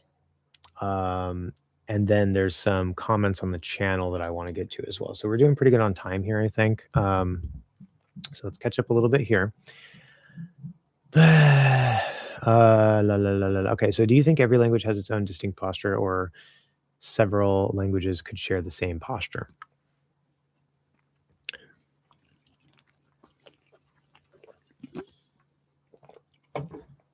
So as I described, relative to American English, which even compared to other English dialects, American English seems to be the lowest, the farthest back in the mouth, the widest, the most relaxed, generally speaking. Like British English, we share a lot of posture pieces. We have the fourth tooth and stuff, but they have some forward tension. Their sounds slightly slanted forward. In fact, their center of gravity may actually be more of the instead of the. So they actually maybe we don't share the center of gravity. Their resonance tends to be more from the mouth. They might tend to be a little bit more nasally. In fact, even if I just try to like give a little forward slant, bring my resonance in the front, I immediately sound more British than I otherwise would. I've done that before on the channel. So sometimes just a little tweak can do a lot. It's not necessarily like I don't just like I could fool a British person or anything like that. There's more to it. There's like how am I articulating the sounds and stuff? What are the other posture details? But there's certain things that are going to give you outsized benefits. So American English seems to be kind of the oddball. It kind of like maybe there's a language that does this even more in some of these settings. I don't know, but as far as I'm aware, American English is like the end of the spectrum in terms of like the width, the height, and the backness, and all these settings. It's like all the way here. Okay. A language like Japanese, which take this with something of a grain of salt because I don't know the exact Japanese mouth posture. I've worked with several Japanese speakers. Japanese is a tough one to kind of crack. Some Japanese speakers have made better progress with me than others. It's something I'm always trying to improve and explore and figure out. So I don't know exactly where Japanese is, but I do know that Japanese is probably one of the single highest and tightest languages posture-wise.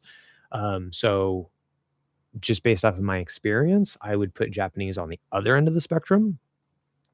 And then other languages would fit somewhere in here, but it's not like, oh, the width, the height, and the backness are tied together. The width, the more that you narrow, the more that you're probably going to maybe come up or come forward in the mouth, or I guess back in the throat, because usually they're opposite.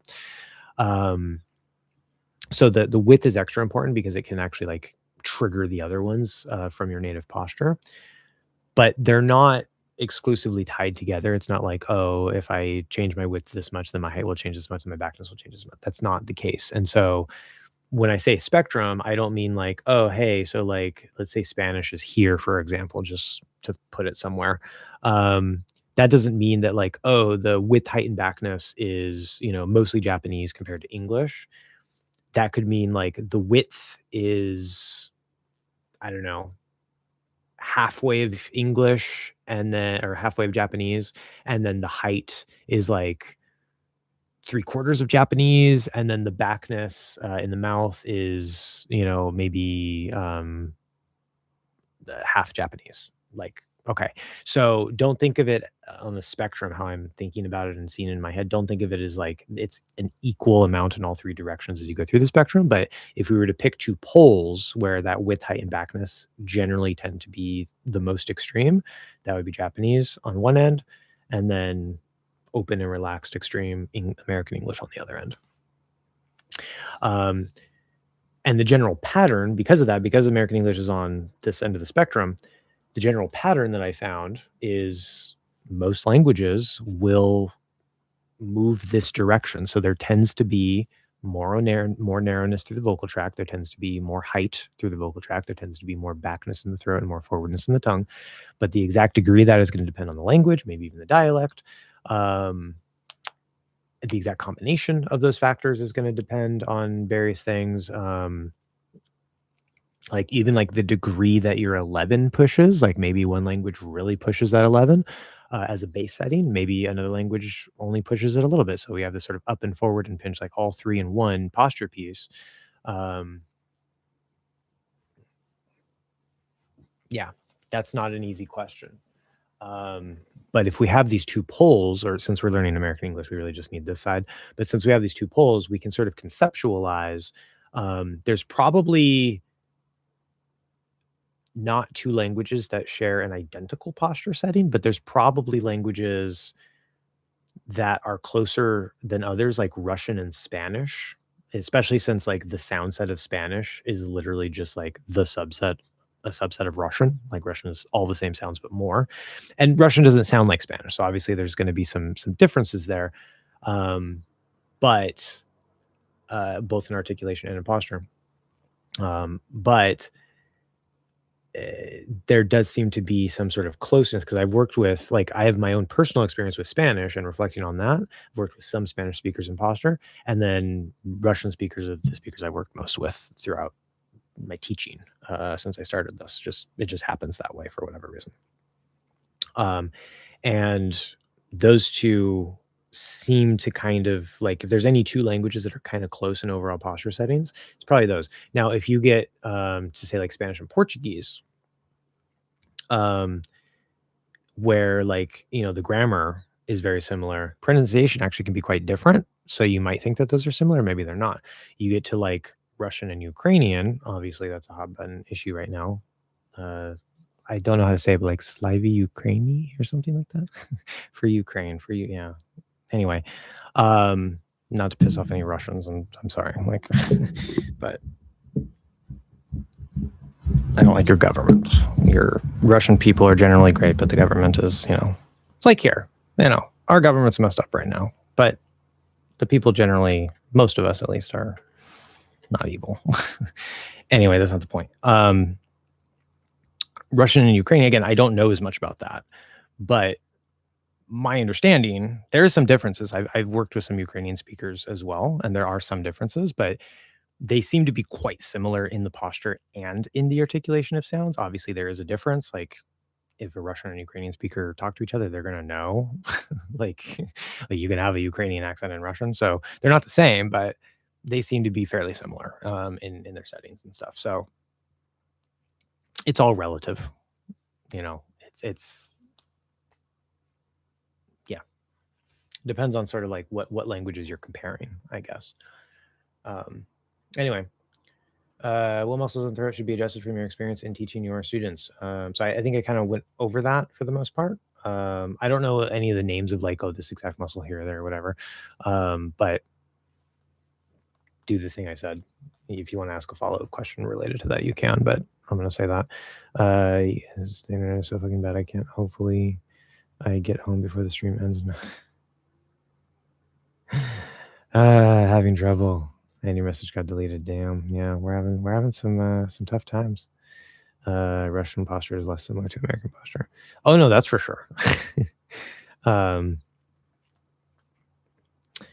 Sometimes I could do a really good Russian accent, but I'm not going to do it because I can already feel like I can't engage it right at this moment. Correct me if I'm wrong. When you say the center of gravity is locked in, that means the articulation cannot pass through the red line. For example, all the back sounds cannot pass through the red line, and in posture, which I guess directional tension is included, cannot also pass through that line like it wants to stay where it is. Yeah. Okay. So this red line serves two purposes. The primary purpose is just to show us where the middle tongue ends and where the back of the tongue starts. It gives us a little bit of a visual.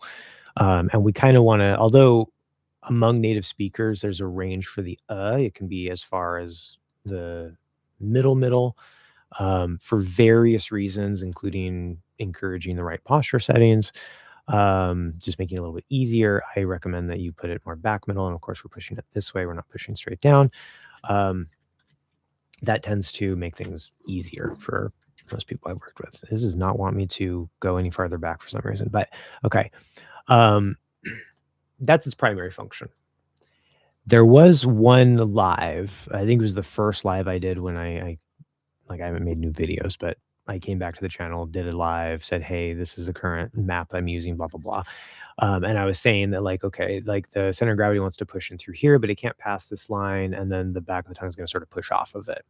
And I think that's still a valid thing to imagine, to use. I can still feel that line in there. I don't tend to use that concept as much these days because I don't usually find that I need it as much because like as my approach has evolved, as I've gotten more efficient at things, as I've, whatever, the course has gotten better. I have found, just like similarly with the throat, there's certain details that maybe we don't have to care about as much, but it is still a useful sort of reference point for sure. To answer the question, the is in the middle of the tongue. If you were to pass the red line, then you would be starting to move onto the back of the tongue. And this is a common problem. This is why I added quite a while ago the to phase one, because I noticed that when a lot of people were trying to get they would end up here or just straight up an And so again, these days with how I teach it with the breath and the getting the throat settings in place, this doesn't happen as much, but it does still happen. It's still a fairly common mistake. And so we want to make sure that we don't end up in between those. So that doesn't really have to do necessarily with the posture per se, but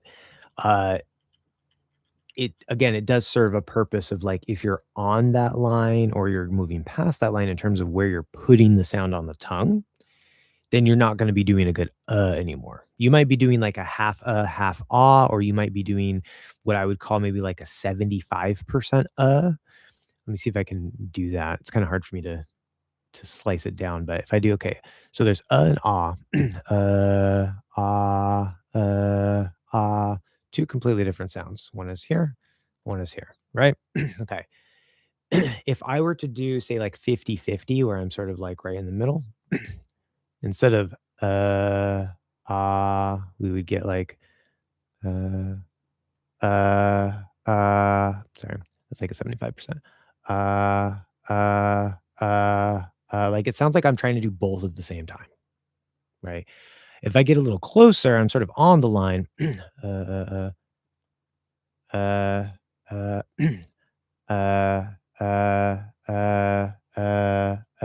Like most of the is there. It sounds pretty sort of schwa like, but there's still a little something in it, maybe like a hint of an sort of. Again, it's hard for me to slice that, but like if you were working with me, I would usually be able to hear that pretty well. So that's the main thing for this.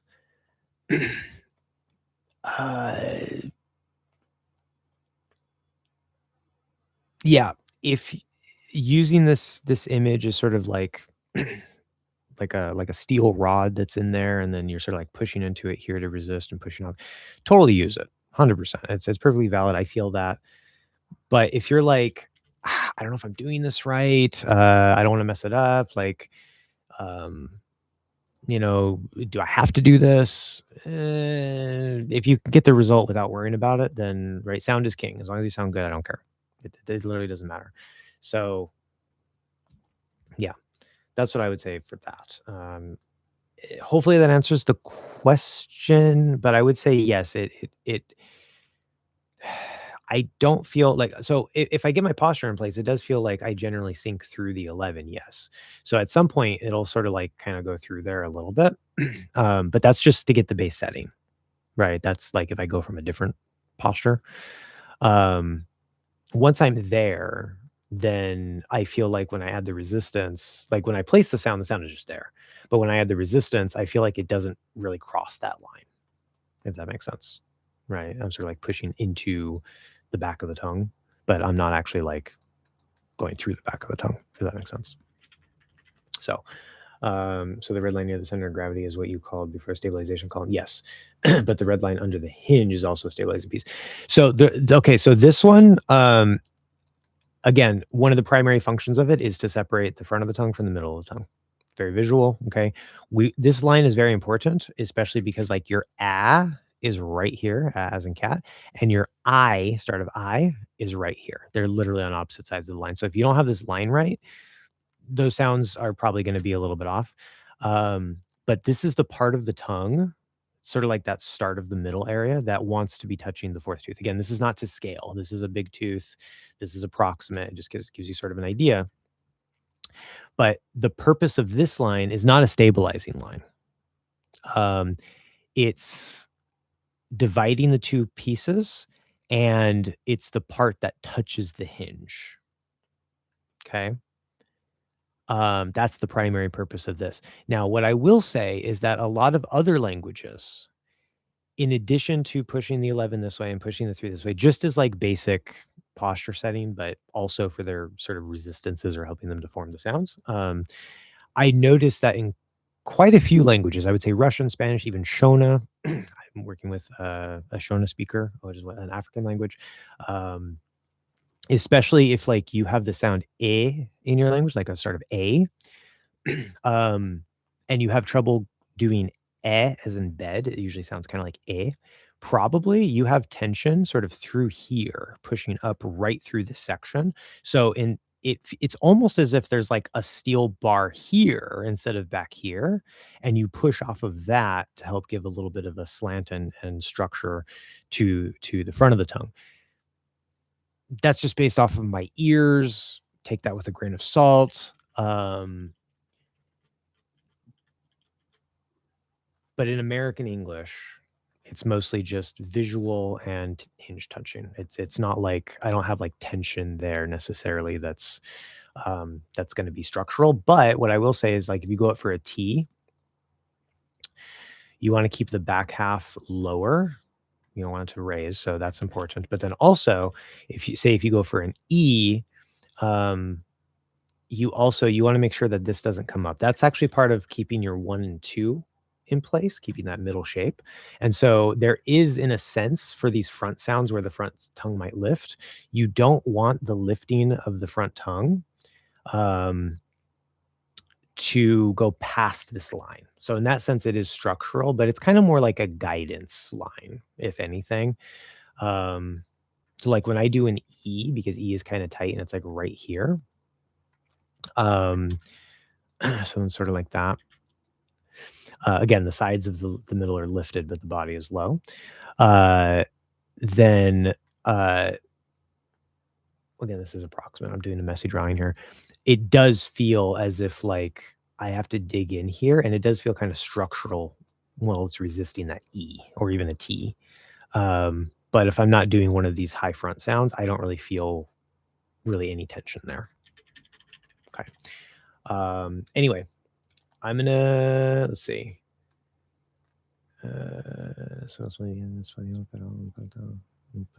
Un pelín. Interesting. That I've never heard that word. Okay. I know from context what it means, but yeah. Obviously there's also a translation. Probably. Oh, nice. Congrats. I know you've been struggling with it. Very good. Nice. Russian, Italian, Spanish posture are very similar, and especially the last two, they're almost identical. Okay. So there you go. So my experience and intuition there between Russian and Spanish was accurate. I actually just started working with an Italian speaker. I can already hear a lot of these things that I've been describing, but I don't have as much experience with Italian, so I wouldn't think to mention that. So that's good to know for my reference. So the red line, I already did that.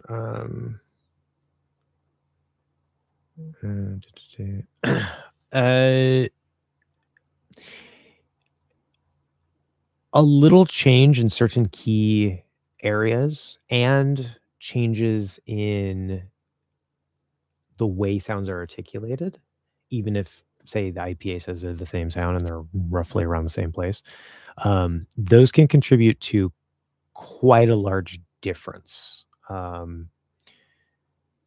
So, like, even if I try to keep my whole posture the same, which it's gonna bring some tension in, but if I just try to, like, tense my middle tongue forward a little bit, give a little bit of slant to my instead of uh uh uh it's still an in fact, like the French I don't know if I could do that exactly, but like, to me that sounds like a French more or less. Okay.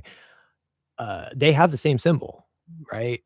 But when you listen to it, it sounds French, right? And maybe their placement is a little farther forward. Again, there's a little bit of a range for that. It's a middle sound. Okay. Little changes can actually create pretty big differences. And should we also keep the mini dip under the hinge or back of front? You're gonna have to clarify that question. I don't completely understand what you mean there. In my case, I try to relax my third and breathe into the diaphragm. Yeah. Okay. So I'm gonna come back to these. I'm gonna switch up to my personal news. So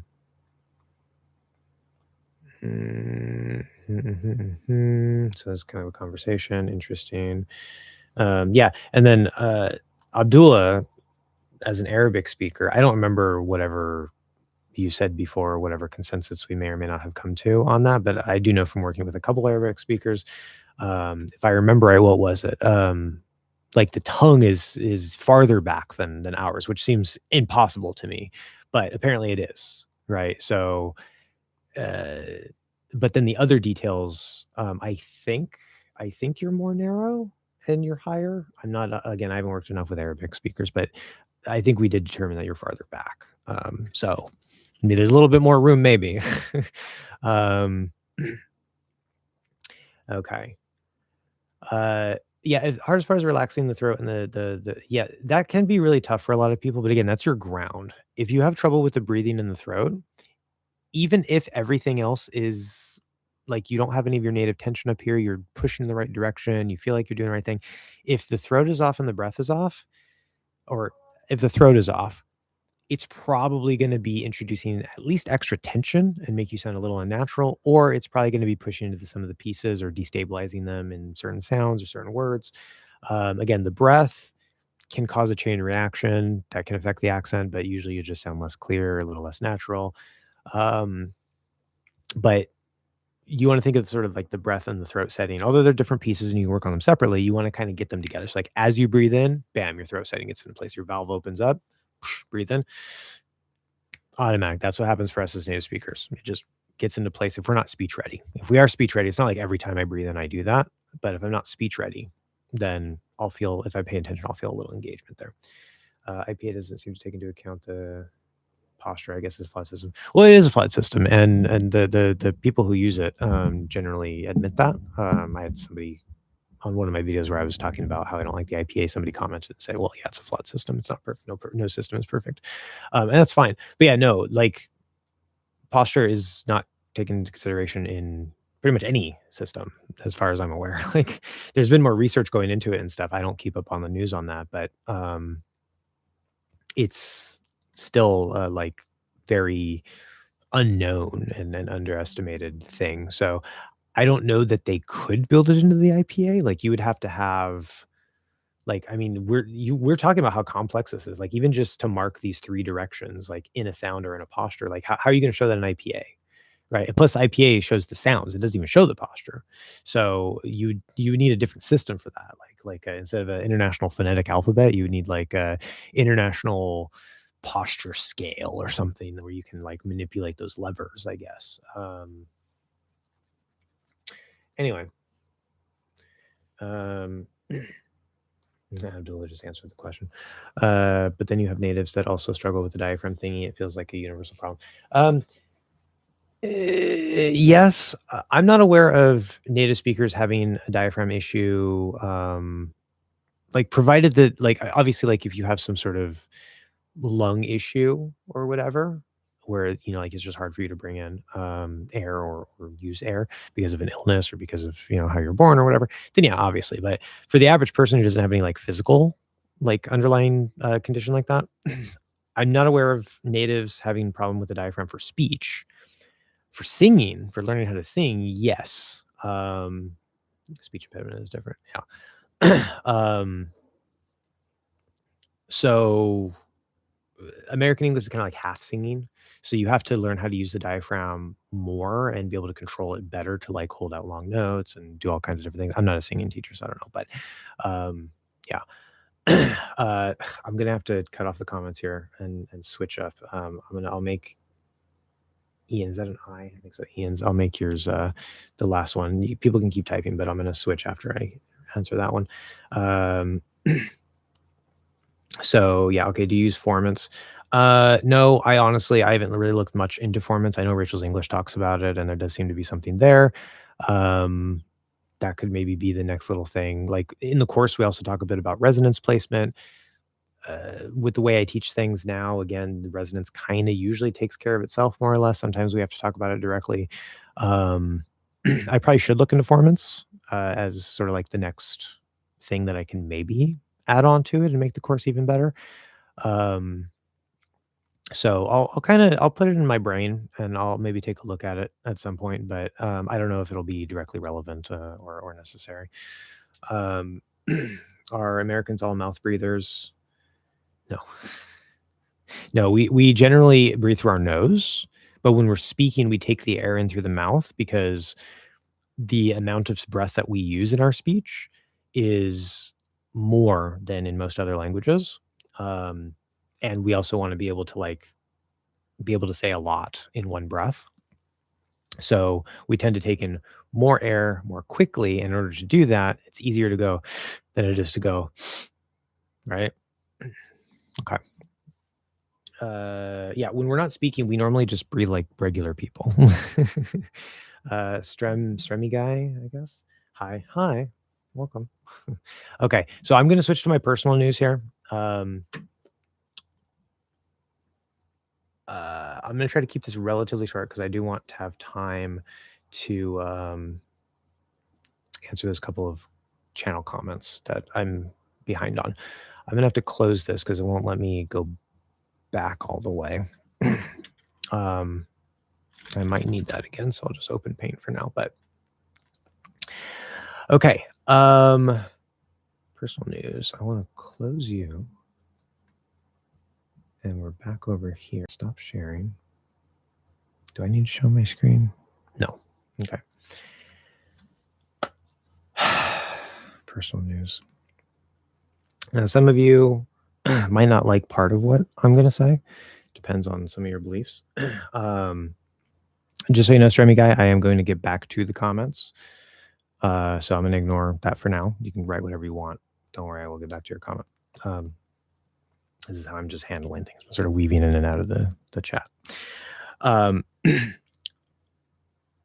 So as some of you probably know, I started a second channel back around like, I don't know, August or so, September of last year. And I wanted to talk about, trans issues. Like I had just stopped boy moding, so all of my beautiful cringy glory. Um, I think I dress a lot better now, though. I don't know, weird. And I was like, boy moding was like literally killing me. It was killing my mental health. I was breaking down multiple times a week, just trying to like continue the facade of living as a man. It was like mentally painful, emotionally painful, physically painful. Like I couldn't keep doing it. So I stopped boy moding. Now I just dress the way I want to dress and wear makeup the way I want to wear it and whatever. And if anybody's a problem with it, I carry pepper spray. This thing lives in my pocket. Eh, damn. Luckily, I live in a good area for LGBTQ plus people. And although there have been a couple violent incidences, there are good laws here. This is generally a pretty friendly place. So I don't really have to worry about it too much. Although I do also do food delivery. I do DoorDash and stuff, sometimes late at night. And so just like any woman, let alone a trans woman in particular, I am generally aware of my surroundings and stuff and whatnot. But I haven't had any problems yet. Okay. Why am I mentioning all that? I don't know. Oh yeah, because all of that is to say, like I like accepting myself as trans. I had a huge improvement in my mental health. Like this was before even when I was still boy moding. Like I finally broke through. I spent 8 years of hell going through the shame purge cycle, thinking I'm mentally ill, trying to cure myself. Finally accepted it, um, and that gave me a huge mental health breakthrough. A lot of the noise in my head stopped, disappeared. I was in a much better place. And then as I've continued my transition, and when I stopped boy moding, et cetera, I got into an even better mental health place. And around August or whenever I started that second channel, I was in like, I was mentally, I felt the strongest and best that I ever had in my entire life. Okay. And so I decided to start a second channel because obviously there's like lots of anti-trans propaganda and this and that and whatever. And not to be political necessarily, but like we're normal people. Like, okay, if you're here watching me, I assume that maybe you at least somewhat agree on that. There's lots of science, there's lots of data on regret rates, blah blah blah blah blah. It's not a choice. You're generally born this way. Not every trans person feels that they were born this way, but they're still valid. That's fine. I'm not going to get into all that. That's not the point here. But tangents, come on, ADHD. Why am I mentioning that? I'm mentioning that because I wanted to start a channel to start, addressing propaganda, humanizing trans people by like showing my daily life and talking about, common arguments that people make, misunderstandings that people have about like what being trans is and this and that, and blah, blah, blah, whatever. And I went into that very naive. Number one, I didn't know that 50% of 50% of internet traffic is bots, which includes a lot of transphobic bots. So that I wasn't even prepared for. And then number two, how do I describe that? The extreme level of hatred and disrespect and vileness coming out of other human beings, because not all of them were bots, coming out of other human beings, and like posting pictures of like deformed creatures saying like, oh, I came out as trans, things like that. For a while I was still very strong, but dealing with that day after day, because I had all my comments on, because I was like, well, I want to, I'm not going to answer necessarily every single comment, but I'm like, okay, people will say, oh, trans people are mentally ill. And then I can use that to make content. It's very easy. I can just, make a video response, blah, blah, blah, address the issue, move on. And that was a very toxic environment for my brain to constantly be in. And I was getting comments like this all day, every day on TikTok, on YouTube, especially on TikTok. It was like, and then like the sort of positive to negative ratio is like maybe I would get 1 or 2 positive comments on a post, and then it would be like 30 negative. half of which were probably bots, right? And so again, I was naive, I wasn't prepared for it. And eventually it started getting to me. They started getting into my head. I started questioning myself, be like, oh, maybe I actually am mentally ill, whatever, blah, blah, blah, blah, blah. Sort of backtracking a little bit. And I was just like, no, this isn't happening. And it was really bad. My mental health got really, really bad back around December and January. And I had to just stop. Um, and I continued writing on Medium more or less because that's my main platform for my other work anyway. Um, but I had to take time to recover, and I've been scarred by that. I'm stronger for it now. I think I've largely healed from that experience. And I'm also being inspired by some other channels that I follow that tend to be, they're not all doom and gloom, like, they're gonna lock us all up and blah, blah, blah, blah, blah. And they're gonna try. I know that's their plan, but, um, you know, like Angela of Parkrose Permaculture. And this is an English teaching channel. You guys probably don't know who that is. But shout out to her. What is the channel name? I forget the person's name, but Knitting Cult Lady. Just like getting my brain out of panic mode of like what's happening in the country and this and that and whatever. And it's like, yeah, we face serious threats and issues and stuff, and things are falling apart, but don't catastrophize, keep a clear head, blah, blah, blah, blah, blah. And so that's also kind of influencing in the background. And what I've decided, what I've sort of come to the point of now is, as I mentioned earlier, is I think I wrote it down because it's going to be in one of my videos. I want to read it exactly. It's just a sentence. It's not like a big long thing. But it's the most radical and defiant thing you can do in an age of authoritarianism is to be fully, authentically, and unapologetically yourself. And that makes you a target. It does. And I'm not saying like everybody can do that or should do that, but I want to make a channel, still talks about trans stuff, still talks about politics. It's going to sort of widen the scope out of just trans issues into like politics in general. It's not going to be a politics channel, but it will talk about that and some things that are happening, news and whatever.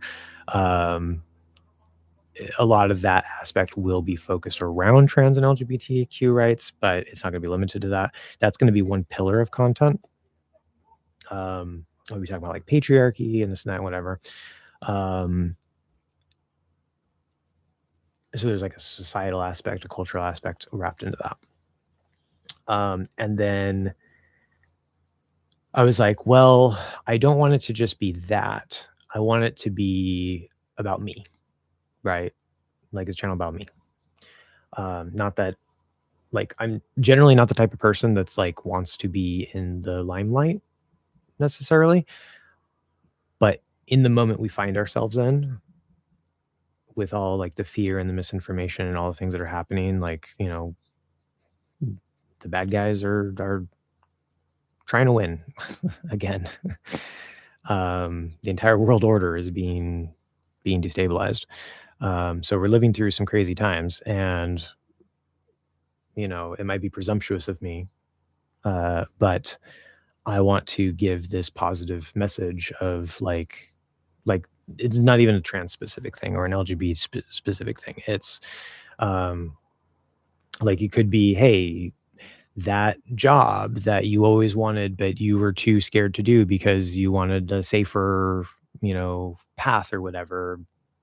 Like, go get that job, like encouraging people to be who they are, live authentically, unapologetically.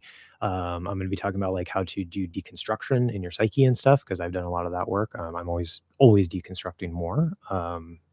But I've done a lot of deconstruction in terms of patriarchy, seeing through that whole matrix. And it's more, I'm always constantly challenging myself with that, or trying to become like aware of biases that I have and things like that. So that goes with a lot of stuff, but like, digging deep, finding your inner strength, because the more that I live my life as, I don't even want to say a trans person, but as a woman, which I know some people, but the stronger that I feel, the more inner strength that I find that I've never had in my entire life. And if you want to call that mental illness, fine, I'm mentally ill, whatever. I think clearer. I'm happier than I've ever been. Like, I even have people who are, they're like, I don't understand it, but you're a lot happier than you've ever been. So I support it. Okay. um, that's neither here nor there. But I actually want to live now. Before I didn't want to die, but I didn't really want to live. I was just floating through life and being what other people wanted me to be. Very unself-aware. So yeah, I'm over, like, I'm still scared. I'm still scared that I'm going to wake up in the middle of the night and be pulled out of my bed by the Gestapo and, ICE and thrown into a camp. I think that can still happen. They're probably going to wait till after the midterms. But that's a fear I have. And some people are like, oh, you're exaggerating, whatever. Maybe it is. Hopefully I am. That'd be great. Cool. It's a baseless fear. Nothing to worry about. But I still have that fear. Right. And then, trying to leave the country. I don't have a passport. I'm scared to apply for a passport. I can't even afford a passport, actually, because I'm drowning in debt. My income keeps shrinking more and more as the economy gets worse. So I'm like just falling behind more and more and more.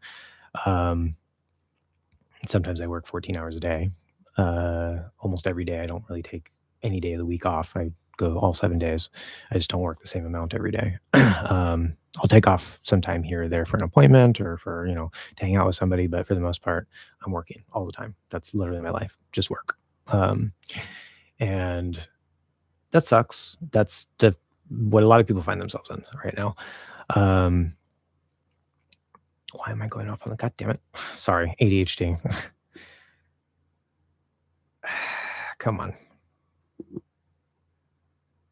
I have the meds right now, but I don't want to take them for a reason.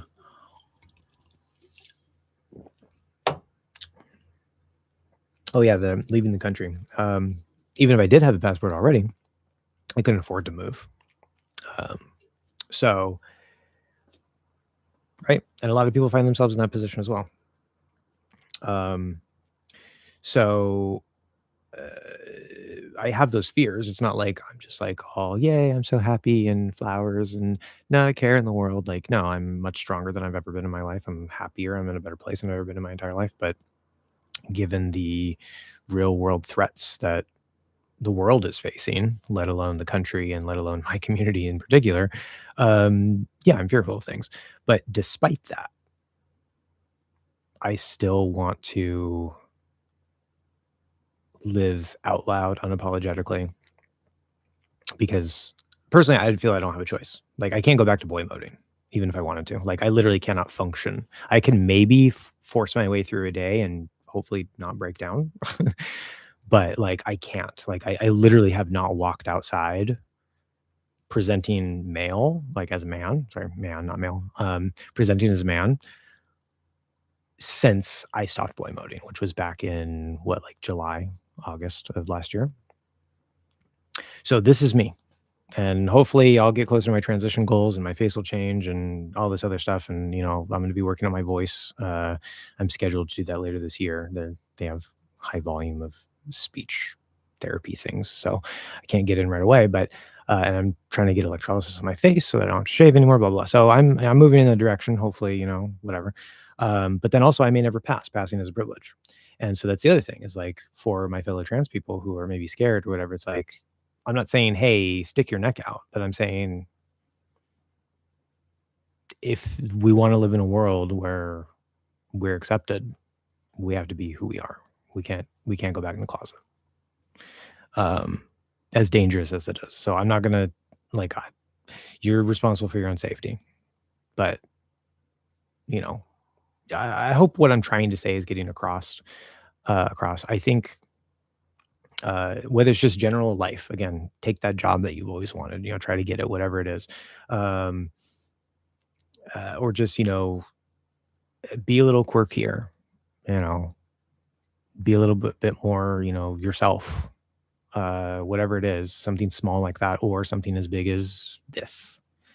Um, we need as much of that as possible to combat as a direct combat. Good, I can't talk as a direct tactic. And a lot of people are going to be like, that's not going to do shit. Like, okay, so you're dressing like a woman, whatever. Like, but again, authoritarianism wants you to fall in line. They want you to be the same. They want you to be afraid. And we can't allow ourselves to do that. So that's sort of the main sentiment underneath the channel is like, be yourself, be authentic, help bring about the world. Like that quote by Gandhi, like, be the change you want to see in the world. I never really understood that. And now I'm like, oh, I think this is kind of part of that. Like, obviously there's other aspects, there's like political action and things like that that he was more directly talking about probably. But I think it's also this, like, live the life you want to live, because you can't just sit there and imagine this perfect world where eventually you'll be able to come out. That's the same mindset that, like, oh, I want to learn a language, but I'm not ready yet. Or I want to learn I want to start speaking. Maybe I've been learning a language for a while. I want to start speaking. I'm not ready yet. You're never going to be ready. You're never going to be ready. That's a common mistake when learning new skills, especially languages. Very common trap. It's the same thing in life. Like, there's so much crossover between all these things. When you're talking about skill development, learning things, life in general, the time is never going to come. You have to make that world. You have to make that time happen. Again, everybody goes at their own pace. Safety is important, but I think we need to do that as part of fixing things and building that better world that we want to live in. That being said, tangential to that, also on the channel, I'm going to be talking about a couple other core things. One, mental health. Obviously, mental health is an issue right now for a lot of people. Lots of fear, right? Lots of anxiety. So, and it's not just going to be theoretical, like, oh, don't be afraid. Like, no, like, literally, like, one of the video ideas I have is how I feed myself as a lazy undereater with ADHD. Tip: I microwave almost everything. You can make pasta in the microwave. Did you know that? You can even make bread in the microwave. I don't make bread in the microwave, but you can make almost anything in the microwave. And people are like, microwave radiation. There's not really much credible science to support that, as long as, like, you don't stand in front of the microwave or stick your head in it or anything. Like, you'll be fine. It just heats up the water molecules. That's all. Sorry, speeds up the water molecules, which makes it warm. Yeah, and like sometimes that's what you need. You need something super easy. If I could just throw it in the microwave, it's not just like crappy food. It's like literally like, I'll take spaghetti noodles, break them in half. Sorry, Italians. Sorry, I know it's a sin. Break it in half, put it in the bowl, put water in the bowl, just like you might like for like top ramen or something, but it's spaghetti noodles. Put it in the microwave, take it out, drain the water, put some sauce on it, put some seasonings on it, whatever. Done. Okay, it's great. Anyway, so, things like that. So mental health and personal growth things, based on my experience or, my views and things. Also, veganism, because, veganism. And not in a, oh, you're an evil person if you're not vegan type way. And no, I'm not like trying to be one of the good vegans or something like that. One of the good ones, because that bullshit is nonsense no matter what we're talking about.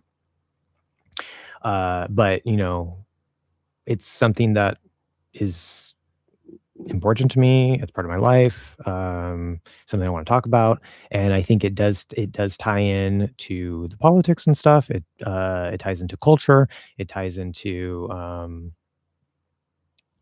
mental health in general. It ties into rights and liberation, things like that.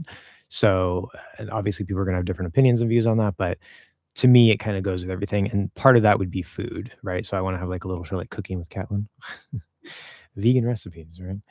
Um, so things related to that. So like nutrition, veganism, bit about animal rights, environmentalism, that sort of sphere of things. You can see how these things kind of like tie together in some way. And then the last topic, which may surprise some of you, um, witchcraft. Most people don't really know what witchcraft is. I'm going to have a whole explainer video about what it really is and how I came to it. But it is,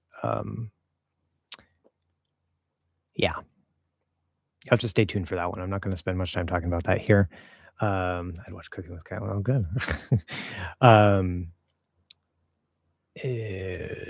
we'll just label it broadly spirituality, but witchcraft specifically, and that ties back into politics. Witchcraft is inherently political, it's anti-patriarchy, et cetera, et cetera. I'm learning astrology. I know for some of you, you're like, that's batshit crazy. The more I look at it, the more it seems crazily accurate in terms of my birth chart, not predictions of like what's going to happen and stuff. Theoretically, sure, that should also be able to work, but I don't really care about that. I care about like somebody's birth chart and what insights you could get from what that says about their psychology and how they can grow. And like I'm already realizing things about myself through trying to study my own birth chart. It's crazy. It's absolutely crazy. It's weird. Um that's neither here nor there. So there will be actual like specific sort of witchcraft related things, astrology, tarot, intentions, energy work, things like that. So some of you again are probably going to be like, bam, that's crazy. Bye. In which case, okay. But that will also be a content pillar on that channel. So we have sort of the politics, trans issues, society type things. We have veganism and nutrition, animal rights, environmentalism. We have spirituality and witchcraft, and then the mental health. So again, I'm the focus, I'm the through line, kind of all my interests and my overall message at the bottom underneath all of that again is be who you are. Obviously that's not going to be the topic of every video, but yeah. So I have literally, this is the list of video ideas I have. Like, sorry, I can't do this. They're broken up by category, but like that's a long list. That's like 30 plus videos, right?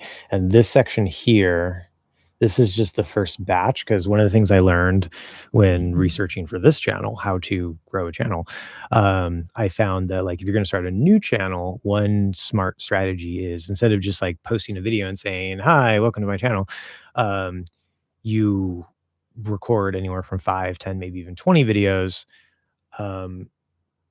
And have them all uploaded and ready when you launch the channel for that second channel. Yes, that's for the second channel, not for this channel.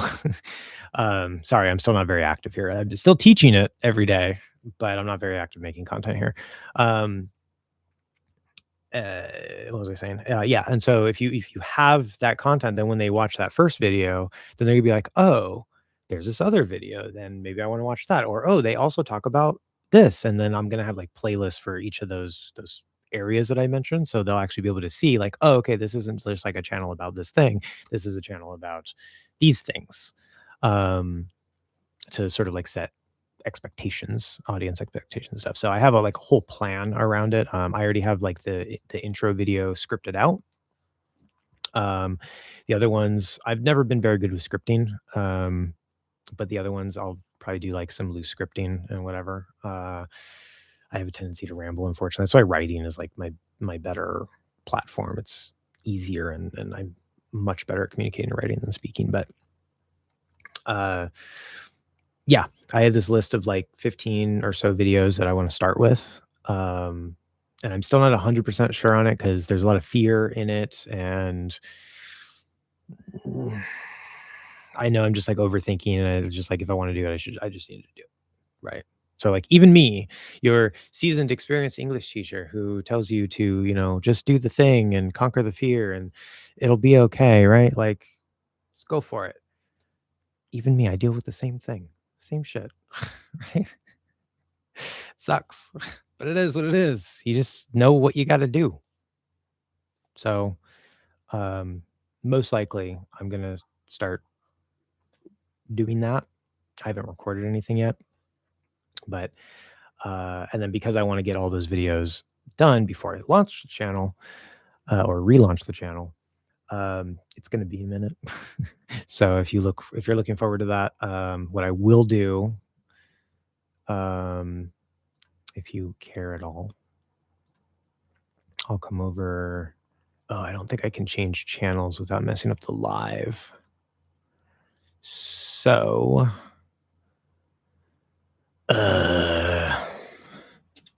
Catlin Alexandria. Yay, there's my channel right there. First in the search results. That's right. I'm awesome. Don't even have any active videos on it. That would be the channel at Cats Alexa.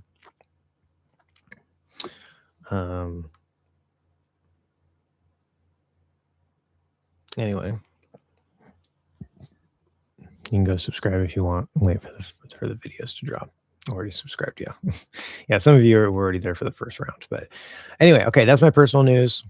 Yay, great. If you don't care, then finally I'm going to shut up about that and get back to talking about English stuff. Okay, I'm running out of time. I'm going to see if I can go through these really quick. And then there's a few channel comments I want to get to. Okay. Can you please explain? Sorry, you waited all this time. I hope you're still here, Streamy Guy. Thank you for being patient if you're still here. It is what it is. Can you please explain how Americans shorten the sound as in cat? I mean, it's pretty much clear they don't fully stress it. So I'm wondering, that was weird. What happens during fast speech? No A, just fast speech.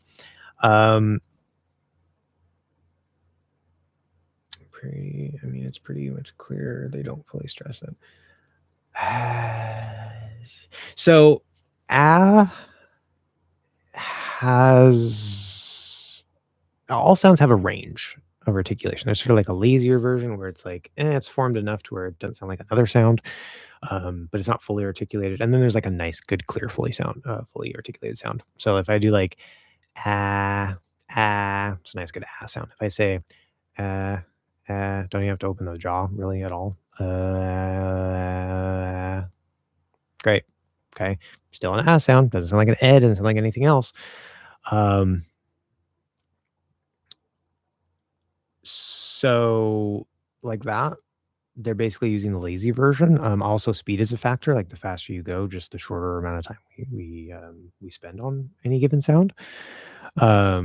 And so that's fine, but you have to keep the stress relative to each other. So,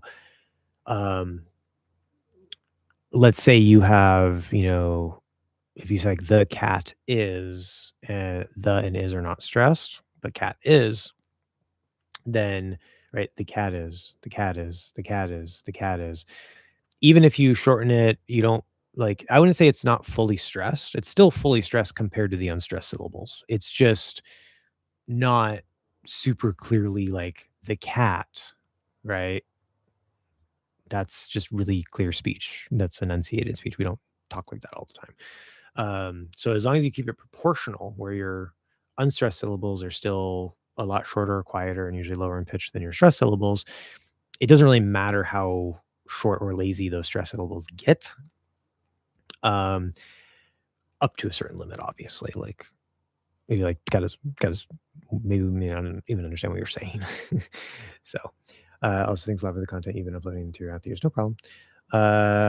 It gets risen, it moves toward yeah, that's another way to look at it. I would caution on like that's not wrong, but I would caution thinking about it that way because people usually already have a problem between and as it is. But technically, compared to like a nice, good full it is going to be in a way physically closer to the edge, but it's in the same spot. Like it doesn't move spots. It's just you're not opening your jaw as much. You're not maybe, fully forming it quite as much. So relatively speaking, it's closer to the edge, Um, yeah, kind of knows that. Okay. Also, what I'll mention is this doesn't usually happen in stress syllables. It can, maybe if we get really lazy, but mm. If you have, for example, like the word that, which usually is not stressed, um, so like a function word, or like at, right, preposition of also a function word. Um, those as, because they're not stressed in particular, they will often get reduced to an or even end up between and an. In that case, it doesn't necessarily matter because you can reduce it to so you have sort of an extended range, or potentially even become sort of kind of a schwa sound. So if I say like, uh, I don't know, I think that he's right. We usually drop that, but I think that he's right. I guess like I think that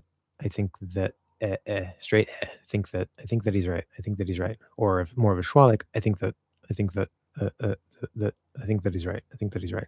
Perfectly fine, especially in faster speech. So if it's not stress, you can also usually reduce it. If it is stress, careful. I wouldn't recommend it.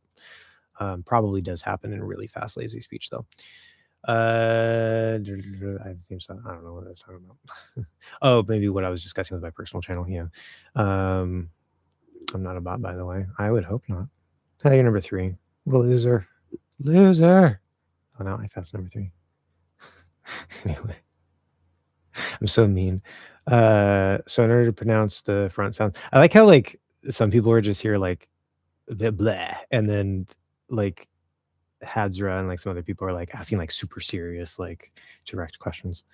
I love the mix. So in order to pronounce the front sounds correctly, do you think that creating a mini dip under the hinge or back of front of tongue will somehow give us the right sound and right quality?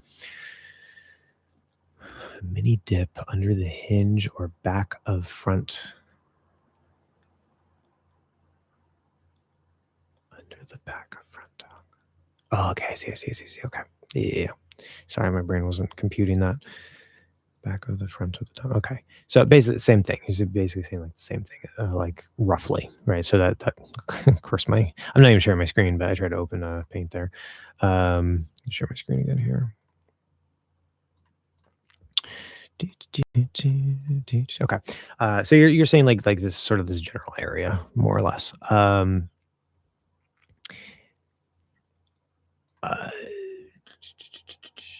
Pronounce the front sounds correctly. As part of the resistance against the effects of those front sounds, how they want to destroy the posture, yes. That doesn't apply to all sounds. And I wouldn't even necessarily call it a mini dip. It's just sort of like a little extra tension in that area to make sure that your middle shape stays there. But if thinking about it that way is like you're trying to put a little dip there and you get the right sound, that's fine. The reason why I see that as potentially an issue is this, like say you're doing an E, the sound is placed here. Like this is like the back half of the front. So the sound's like placed here, and you should be pushing on that spot to place the sound there. Like that's how it feels. It feels like I'm sort of pushing a little dip there. So if you're also pushing a little dip here, you might end up accidentally trying to articulate two different sounds instead of just resisting. So I would use caution, but if thinking about it that way allows you to get the correct result in how you sound is king. So however you want to think about it, I don't care. It doesn't matter. Sound is king. But just for everybody else, I wouldn't explain it that way, but technically, yes. Um, yeah. In particular, if you're like, sometimes what people do when they're trying to do like, especially an sound, but it could even be an E or whatever. Sometimes they end up sounding like they're right between an E or an or whatever, and the It's like they're trying to do both at the same time. And there's a couple of reasons why that might happen, but doing what you're describing as a dip there, again, don't try to articulate 2 sounds at the same time. The center of gravity is there, like the structure is still there. You're not necessarily articulating the that's part of the quality underneath it. So that's also, you don't want to have like equal amount and the E sort of takes over. using E as an example. But you're whether it's keeping the posture or having your center of gravity or whatever it is while you're doing another sound, you never want to try to articulate two sounds at the same time. So as long as you're not doing that, you can think about it however you want. Okay. Just be careful. I fear I failed my exam, but I don't know. Well, it sucks. I hope it wasn't an important exam. Why am I number one? I should be number one. You should be number one. But Abdullah is number one. That's fine. Abdullah can be number one. You can share number one. I got an idea of recording myself pronouncing words from extra practices. Okay. But how do I know I pronounce them correctly, or is it extremely hard to make sure on your own? Yeah, that's a question of ear training. Like, how well can you hear things, especially when it comes to hearing posture?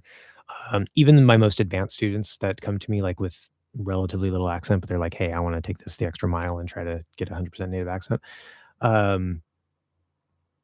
Before they work with me, usually even they can't really hear the posture details very much, and so unfortunately, like, again, I try to give you guys everything for free. Um, but the best way, like, if you're not sure, you can ask a native. You can ask any native, "How native do I sound?" And they'll be able to tell you if you're off or not. Just tell them to be brutally honest because, like, you don't want like, you're not asking just to, like, get head pats. You're seriously trying to, like, master it. And if they say, "Oh, you don't have to care about that," like, be like, "No, this is important to me. It's something I'm doing. Like, just please give me brutal feedback. Give me honest feedback." Um, so you can ask a native. I would ask 2 or 3 natives because sometimes there's, like, there's little variations in the neutral accent, and what might sound normal to one person might be a little bit different to the other person, but generally, we're all gonna agree what sounds native. Um, and if they're like, "Yeah, you sound great," then you're fine. Um, but if, you know, 1 or especially 2 of them are saying like, there's something, maybe they might not be able to tell what it is, and it could be rhythm, who knows, right? There's more than just the posture and the sounds, but, if they're like, "Yeah, you sound a little bit weird," maybe they can give you some points of like, maybe it's this, maybe it's that." You at least know something's wrong. But then in terms of figuring out what that is, the more time you spend with it, trying to like make little changes to the posture, make little changes to the sounds, you will slowly but surely get better at feeling things and hearing things. But without working with like if you work with me, which I'm just gonna go ahead and say, because I literally built the course and pretty much nobody else talks about this, I'm probably the single most qualified person on the planet to talk about American English mouth posture. Um, uh, well, there's some other people like probably accent coaches might might be on a similar level, but I don't know. Uh, we'll throw that aside.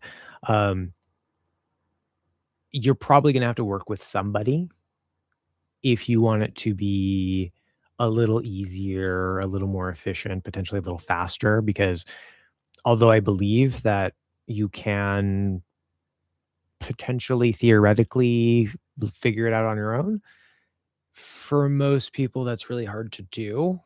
Even if you're talented, that can be hard to do. And so having the help of somebody who can actually hear what you're doing and give you like the exact thing that you need to change, um, which sometimes it's not that simple, will make your life a lot easier. Um, Now, not everybody can afford that. Not everybody has time for that. But I do have link in the description. italki, right? That's literally one of my jobs. It's part of why I'm here. So, not saying you have to, but yeah, it does make it a lot easier. Um, I've had students who have come to me that say they found me through the channel. They spent a few months going through like the posture videos and playing with things, and they're like, "I already noticed improvements, blah blah blah, but I'm kind of stuck. I don't really know exactly what's wrong. I don't know how to fix it. Blah blah blah. Can you please help me?" Okay, it is what it is, right? If you can do it, great, 100%. I hope that you can get it by yourself. If not, I am here if you can afford it and you have the time. What do you wish you did differently? About what? I know I was talking about my personal channel, but I don't know specifically what that was referring to.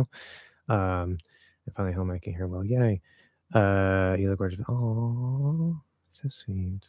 I still think I look a little too manly, but my face is changing. It's definitely more rounded, especially around this area.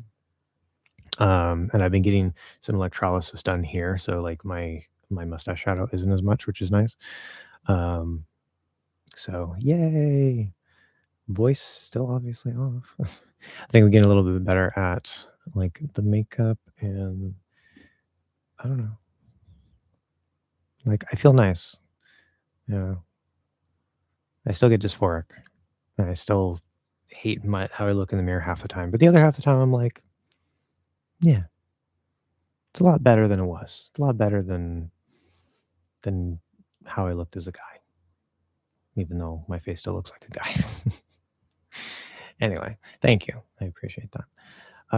Speaking of voice, why do Americans have this kind of weird reverb to my Arabic ear?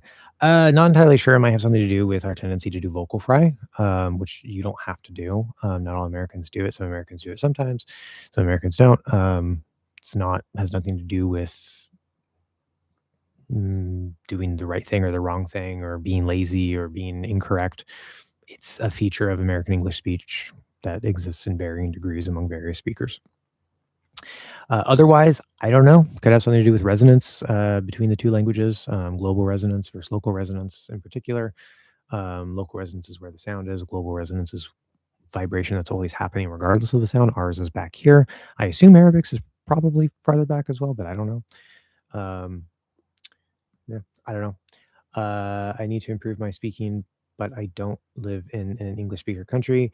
Not a requirement. That's perfectly fine. It's relatively easier, but there are people who move to the country and then they live in a community of people who speak like them and they can still live here 20, 30 years and never really learn the language. So being in the country doesn't really mean much.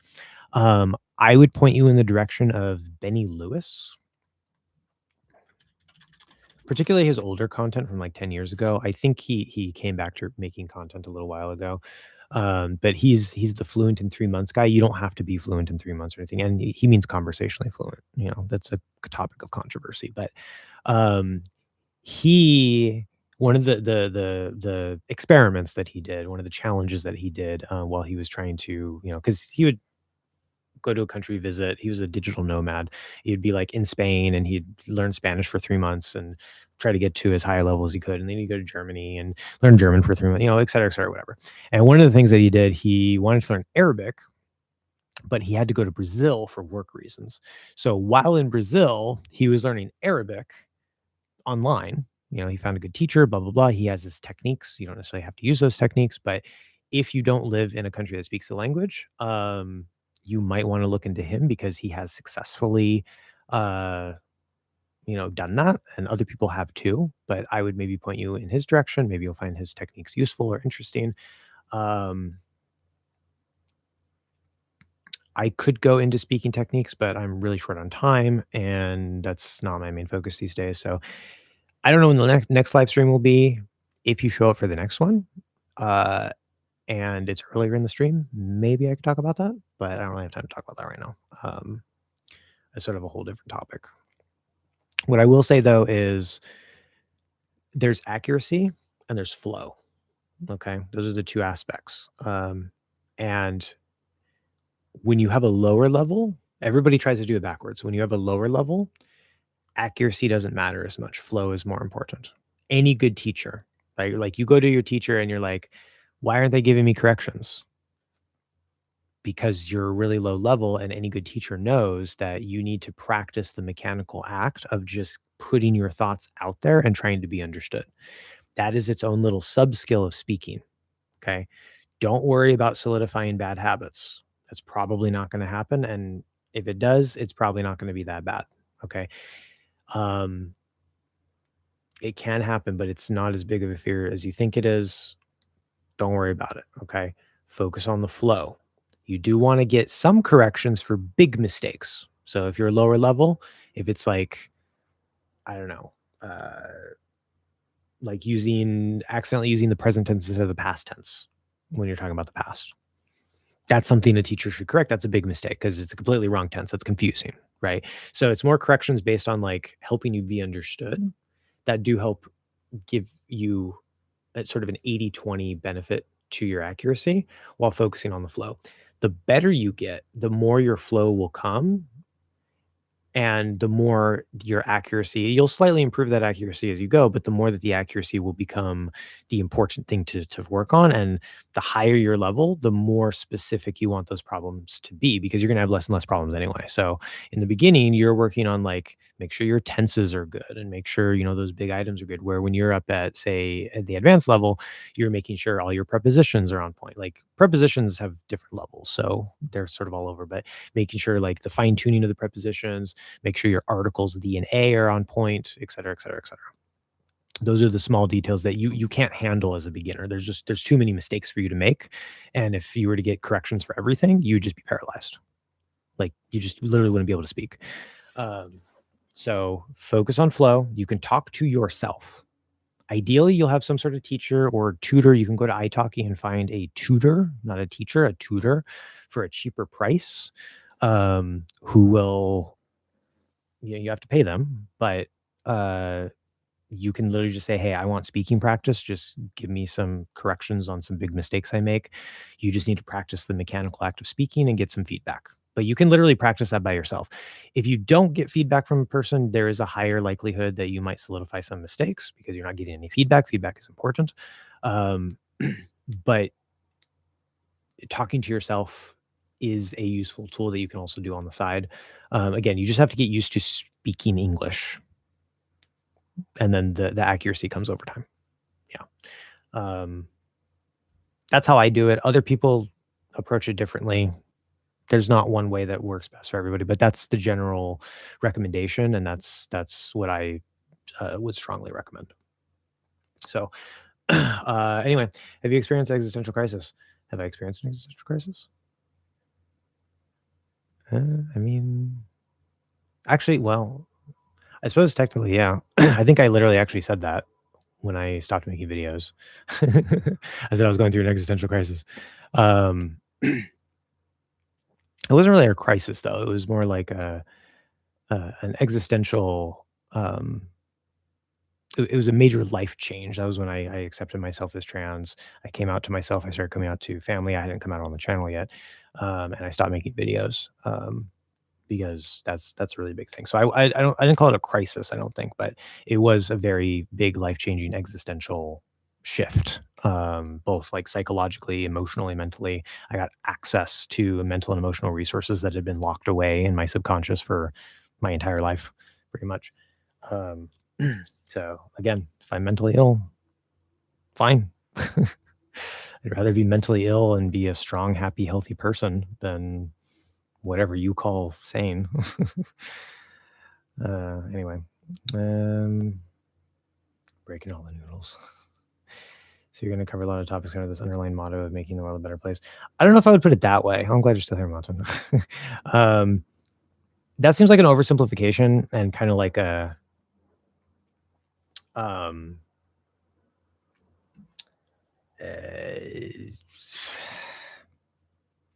like, I know you're not attacking me. At least I don't think you are. But it seems like an oversimplification, and it's I don't know. It seems too I can't think of the word. Too like naive and unrealistic, right? Like, let's all hold hands and sing Kumbaya, and then the world will be better. Like, that's not what I'm saying.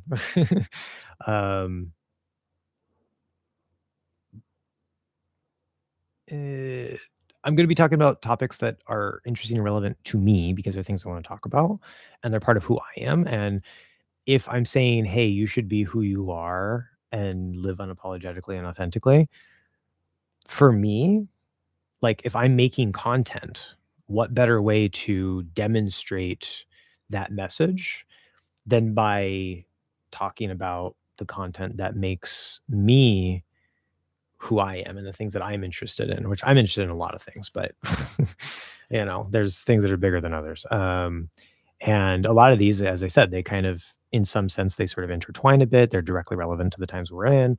And like with like the witchcraft stuff, part of the reason why I started drifting towards that and looking into that and actually learning what it actually is, because I didn't really know what it was before.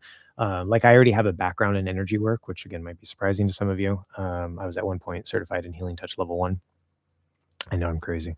Um, and I have like I started studying Buddhism. This is not about energy, but the world's religion, tradition, spirituality. I started studying Buddhism and Taoism when I was in ninth grade, 14 years old.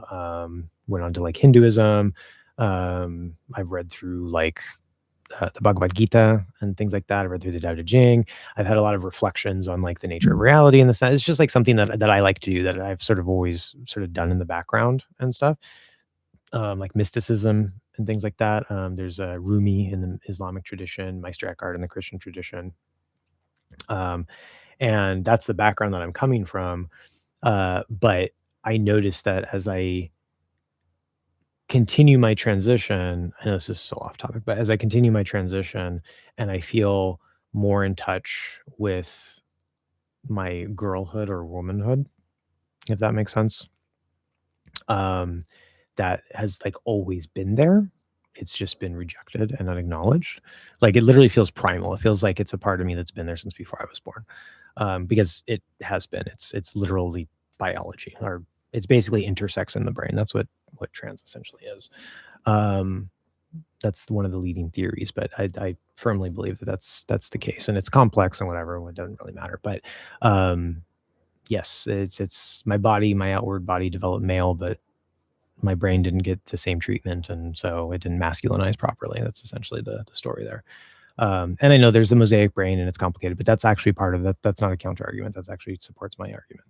Doesn't matter. This is how my brain works, guys. It's because I have Venus in Libra and my Gemini in Libra, or not Gemini. I always say Gemini, Mercury in Libra, astrology. I'm telling you. um, always like I can always see both sides of the argument, and then it's like I say something, and I'm like, I know you're gonna think this, so I have to counter that and bring that back up and then continue what I was saying. Makes for chaotic conversation, but you know, it is what it's great for writing, but not so great for for live speech. Um anyway, what was I saying? Um yeah, as I've gotten deeper into like just accepting who I am, becoming more comfortable as I am growing into myself as a woman, seeing myself more as a woman, the I sort of naturally started gravitating towards the witchcraft. I've heard exactly what triggered it. I've always had an interest in like energy work and tarot cards, and not so much the astrology. That's kind of a newer thing that I didn't really put much stock into at all before. Um, and so I've always kind of like been interested in that type of thing, but I never really knew what witchcraft specifically was. And I started looking at it and I was like, oh, like there's different theories and stuff, but a common explanation you'll get of like what really is magic or witchcraft is it's intention and energy. And if you think that's a bunch of woo woo, okay, fine. Some witches don't really believe in the energy part. They think it's like it's a way to communicate more with like your psyche and like help like it's just psychological. Like there's more of a rational basis to it, like a Western empirical rational basis to it that makes more sense to some people. Um, I think both are true. Uh, that's neither here nor there. Again, I'll talk more about that on the other channel. But because I was already kind of open to that and gravitating towards that when I looked more into witchcraft, I was like, because like witchcraft traditionally is very like against the patriarchy, blah blah blah. We're in a moment where like the patriarchy is sort of like fighting back and you know trying to reclaim its power. Um, and I like to hopefully describe it as its dying gasp. But at least in the West and in America in particular. But I don't know.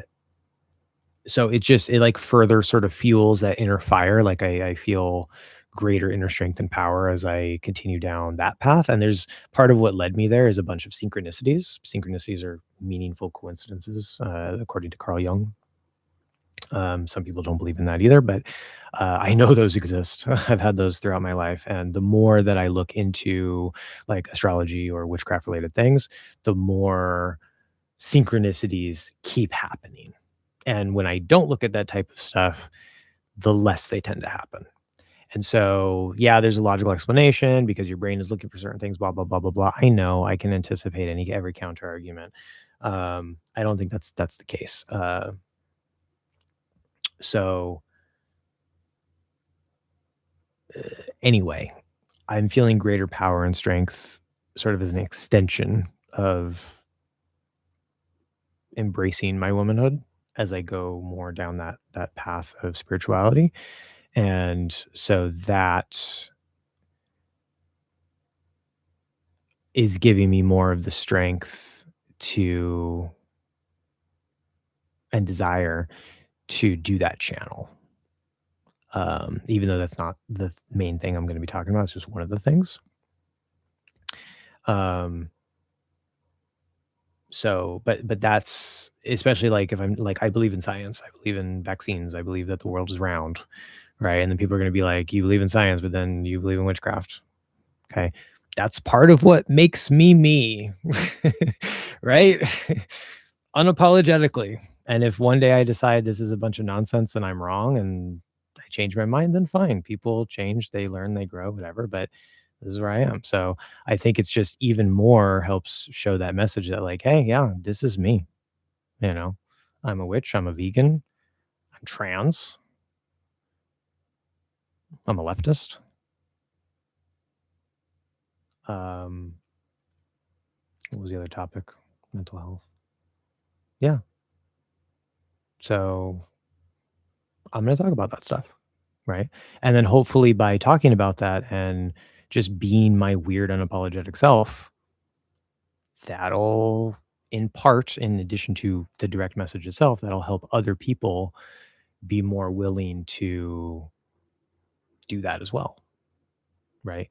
Um, because like I didn't want to speak out. Like when Trump came back into power, I was completely terrified. I deleted all my social media, like my old Facebook. I deleted it.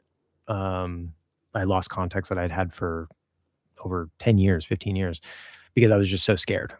Um, and I am still scared, but I've been inspired by, like, as I said, like Angela Parker's permaculture and stuff. Like they're speaking out against, things and informing us and doing all this and that. And they're like, fuck you, make me.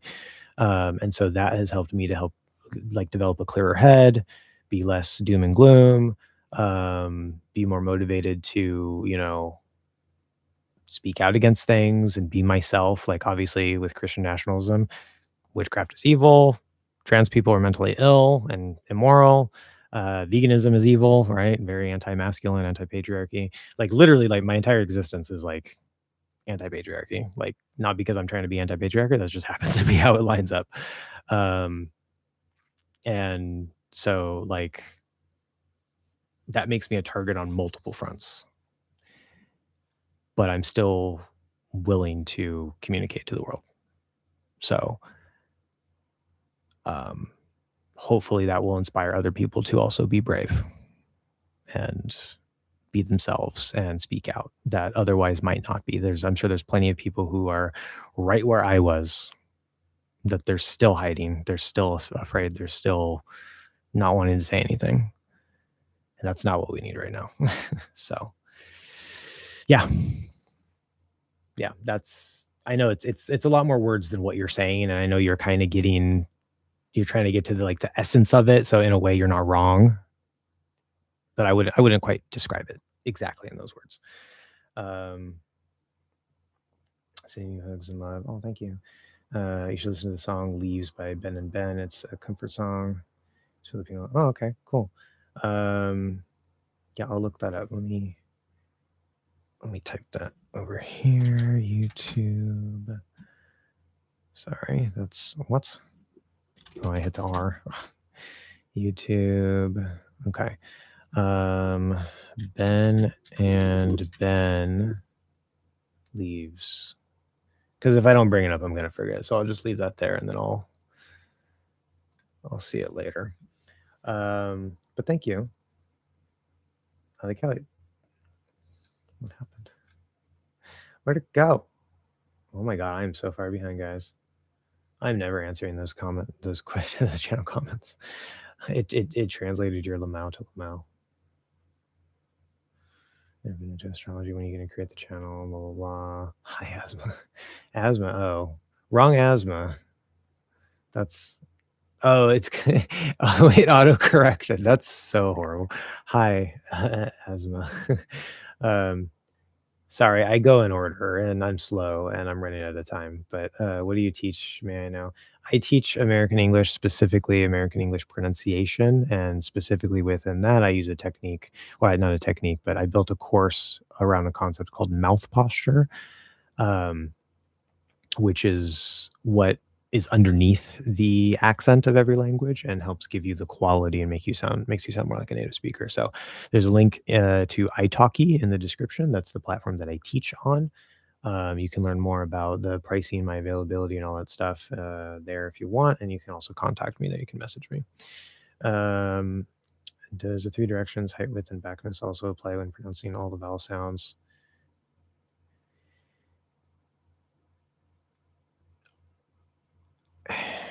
In terms of your resistance, yes. You're trying to basically keep the posture where it is. So you're going to deepen this. Like when the five resists, it doesn't move necessarily, but the directional tension will sort of dig in a little bit more down and back, and you don't want to squeeze. You don't go wider. You just keep it relaxed wide, but you go down and back, right? Just sort of digging in that direction, and sort of slanting the muscles that way a little bit. In terms of the articulation, though, between languages, it does seem like, for example, the E in Spanish to me does seem like maybe the sound itself is a little squeezed, not just posturally. That may or may not be the case, but I do know that, say, for example, like with a T sound or a K sound, usually when people like they sound close, but it's still not quite clicking. Like maybe it's a little bit flat or it's just not quite working. And I say, hey, okay, keep the outside, whether like T would be up here, K would be back here. So either way, like keep the outside kind of wide, but then the inner body of that part of the tongue that you're using, squeeze it in. So you're sort of going like here and here while you do the t or the k. And not guaranteed, but that does sometimes does do the trick. So these three directions, particularly the width, their narrowness, you never want to go narrow in the posture. That's always a problem. But in articulation, those three directions will generally still apply, but they might sometimes be able to run counter to the posture in some sense. That could be a little tricky because you're like, well, I got to keep my posture wide, but then I got to squeeze the sound. That's why I said, right? Like the outside is wide, that's more postural, stabilizes it, and then you just sort of pinch the inside a little bit through the body. It can help give you that little bit of crisper t or k sound. Um, that has to do with fine tuning articulation while balancing posture. So it's not a huge thing, but it can be the difference between sounding completely natural and not. Yeah. I would transition, but then I have a fear of losing my family. Same here. I had that huge fear. I thought I was literally gonna give my grandma a heart attack because she has a pacemaker and she's like 80 years old. Um, I'm not gonna. I'll talk about that more on the other channel, but I have lost family. Nobody's died, which is good. And it's a little easier for me to talk about now, but you can probably tell it's not a topic that I like to talk about.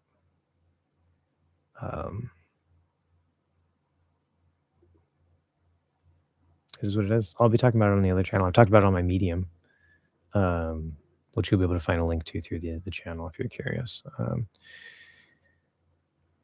My blog on Medium, essentially. That's the thing for trans people, and that's the thing that a lot of people don't understand because they think it's a choice. And like the only choice is choosing to continue suffering. That's literally the only choice. And call me selfish, but I couldn't make that choice. I had to be who I am. I couldn't keep suffering. Like I literally tried to fix myself. I spent 8 years in hell trying to fix myself, trying to cure myself, and it didn't work. I thought it worked at one point. It still came back. It always comes back. When trans people come out, we do so knowing that we might lose everything, including our lives, our jobs, our friends, our family. We might get killed. The very high disproportionately high incidence of violence inflicted upon trans people. We are the group that receives more violence than pretty much any other group, you know, percentage wise.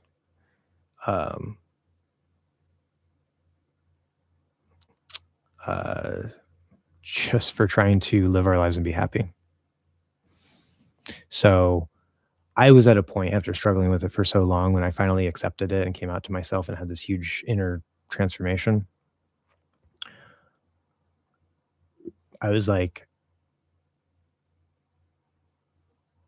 if I lose everything, I lose everything. Whatever I don't lose is just gravy.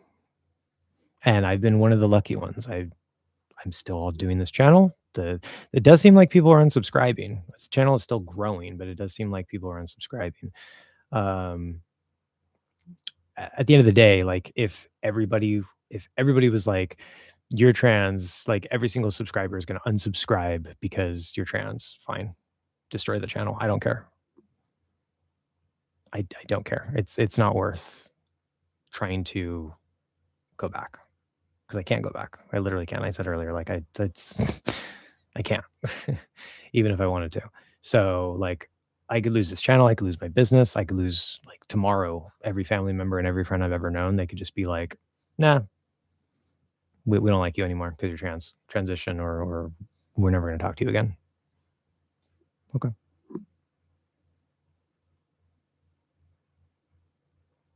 Yep. I don't have a choice unless I want to suffer. And I'm not going to keep putting myself through that. So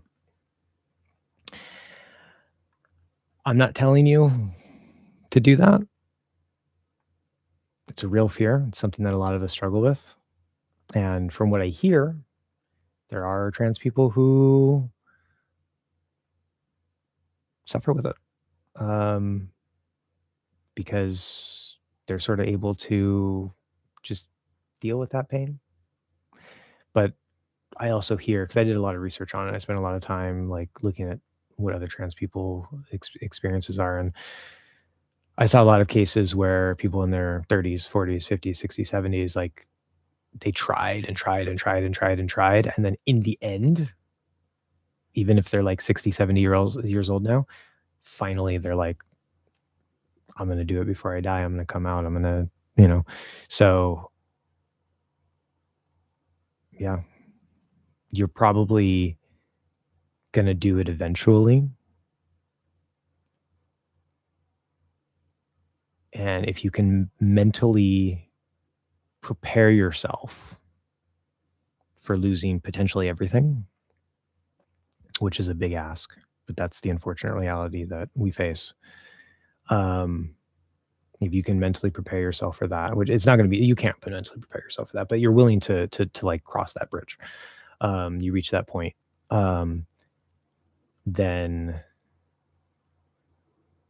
it's probably better to do it sooner rather than later.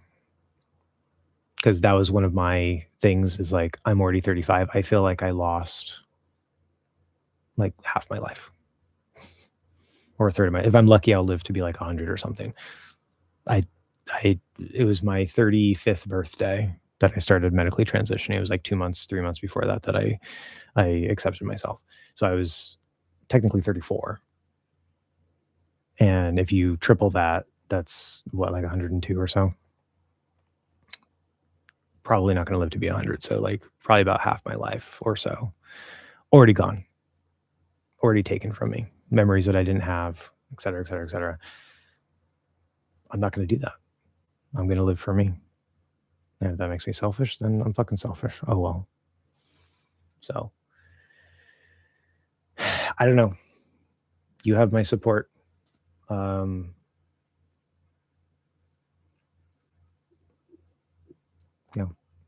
it's not easy. Anyway, I'm definitely running out of time, guys. So no more comments. I'm going to see if I can wrap this up here.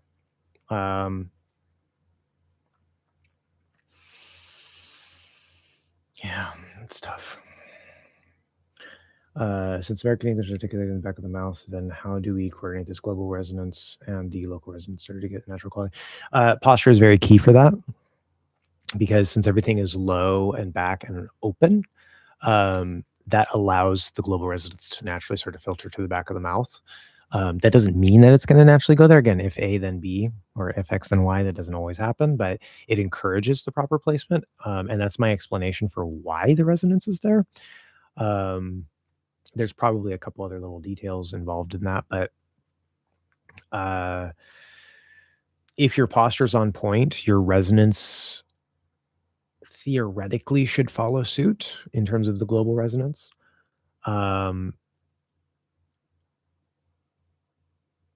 You coordinate the global and local by making sure that you're always vibrating back here. And then if you have a sound up here, you're also vibrating locally around there as well. Like it just because like if I lift a sound up here for like a T or like T or an E, the back of the tongue stays down. We still have all that space. And yeah, you can overlap things and stuff. Like if I do an ooh, the back of my tongue is raised, but that's now where the local resonance is as well, in part. There's also on the lips for the ooh.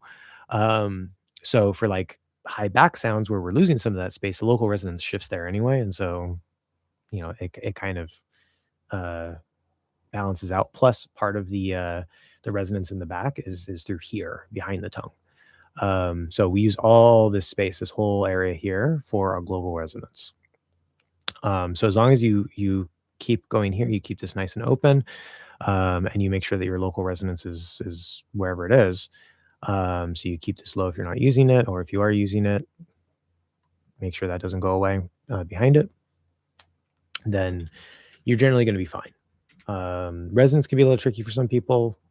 Usually, as I said, I don't really have as many problems with it now with the way that I approach things, but it sometimes happens. So how to accurately maintain balance these two resonances in our mouth and speaking. When speaking, it's a slow and steady thing. I recommend that you do it through the sounds first. Figure out, make sure like your resonance is working in each of individual sounds. Build those into words. Build those in sentences. It's kind of easy to just try to hold the global resonance back here, but then because the local resonance is moving around a lot, that's harder to track. So if you get used to the global resonance being back there, then you don't have to spend as much time on it, and you can focus more on making sure that your local resonance gets up here when it needs to be up there. Have you ever analyzed how American kids teens speak? Is there any difference compared to how adults speak? I mean, there's always generational differences in terms of vocabularies and things like that. In terms of pronunciation, I mean, things slowly shift over time. There's not usually any massive changes, I don't think.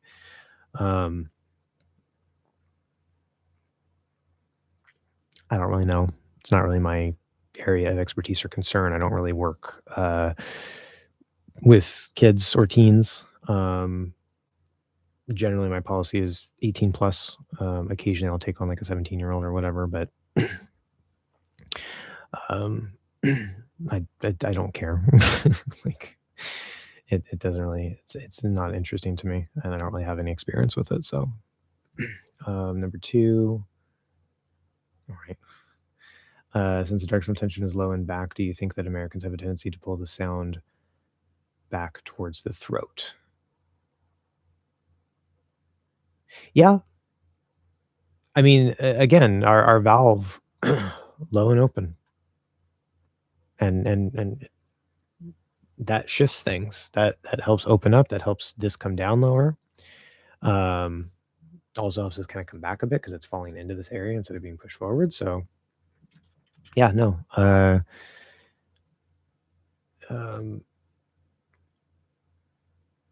the sound back down. Yeah, pretty sure I'm answering that right. I feel like there's another way to read that, but yeah, no. It kind of just goes with it all. Yeah. Now we don't speak in the throat. Okay. We do have our voice placement down here. Mostly, a lot of other languages have their voice placement more up here because it's sort of pinched and stuff, right? So there's the where the main resonance is in the throat. That is a consideration, but we don't like speak in the throat necessarily. But it is far back, as I said. Part of that global resonance in the back is in sort of the top throat area. So yeah. I've been doing real time shadowing, not looping or drilling, short clips. Okay. I try to do over an hour a day and match as closely as I can, but it's basically just one pass. Am I leaving gains on the table? You're absolutely leaving gains on the table. Earlier, I was talking about intensive versus extensive practice as categories. What you're describing is extensive shadowing. Sorry, I'm losing my voice.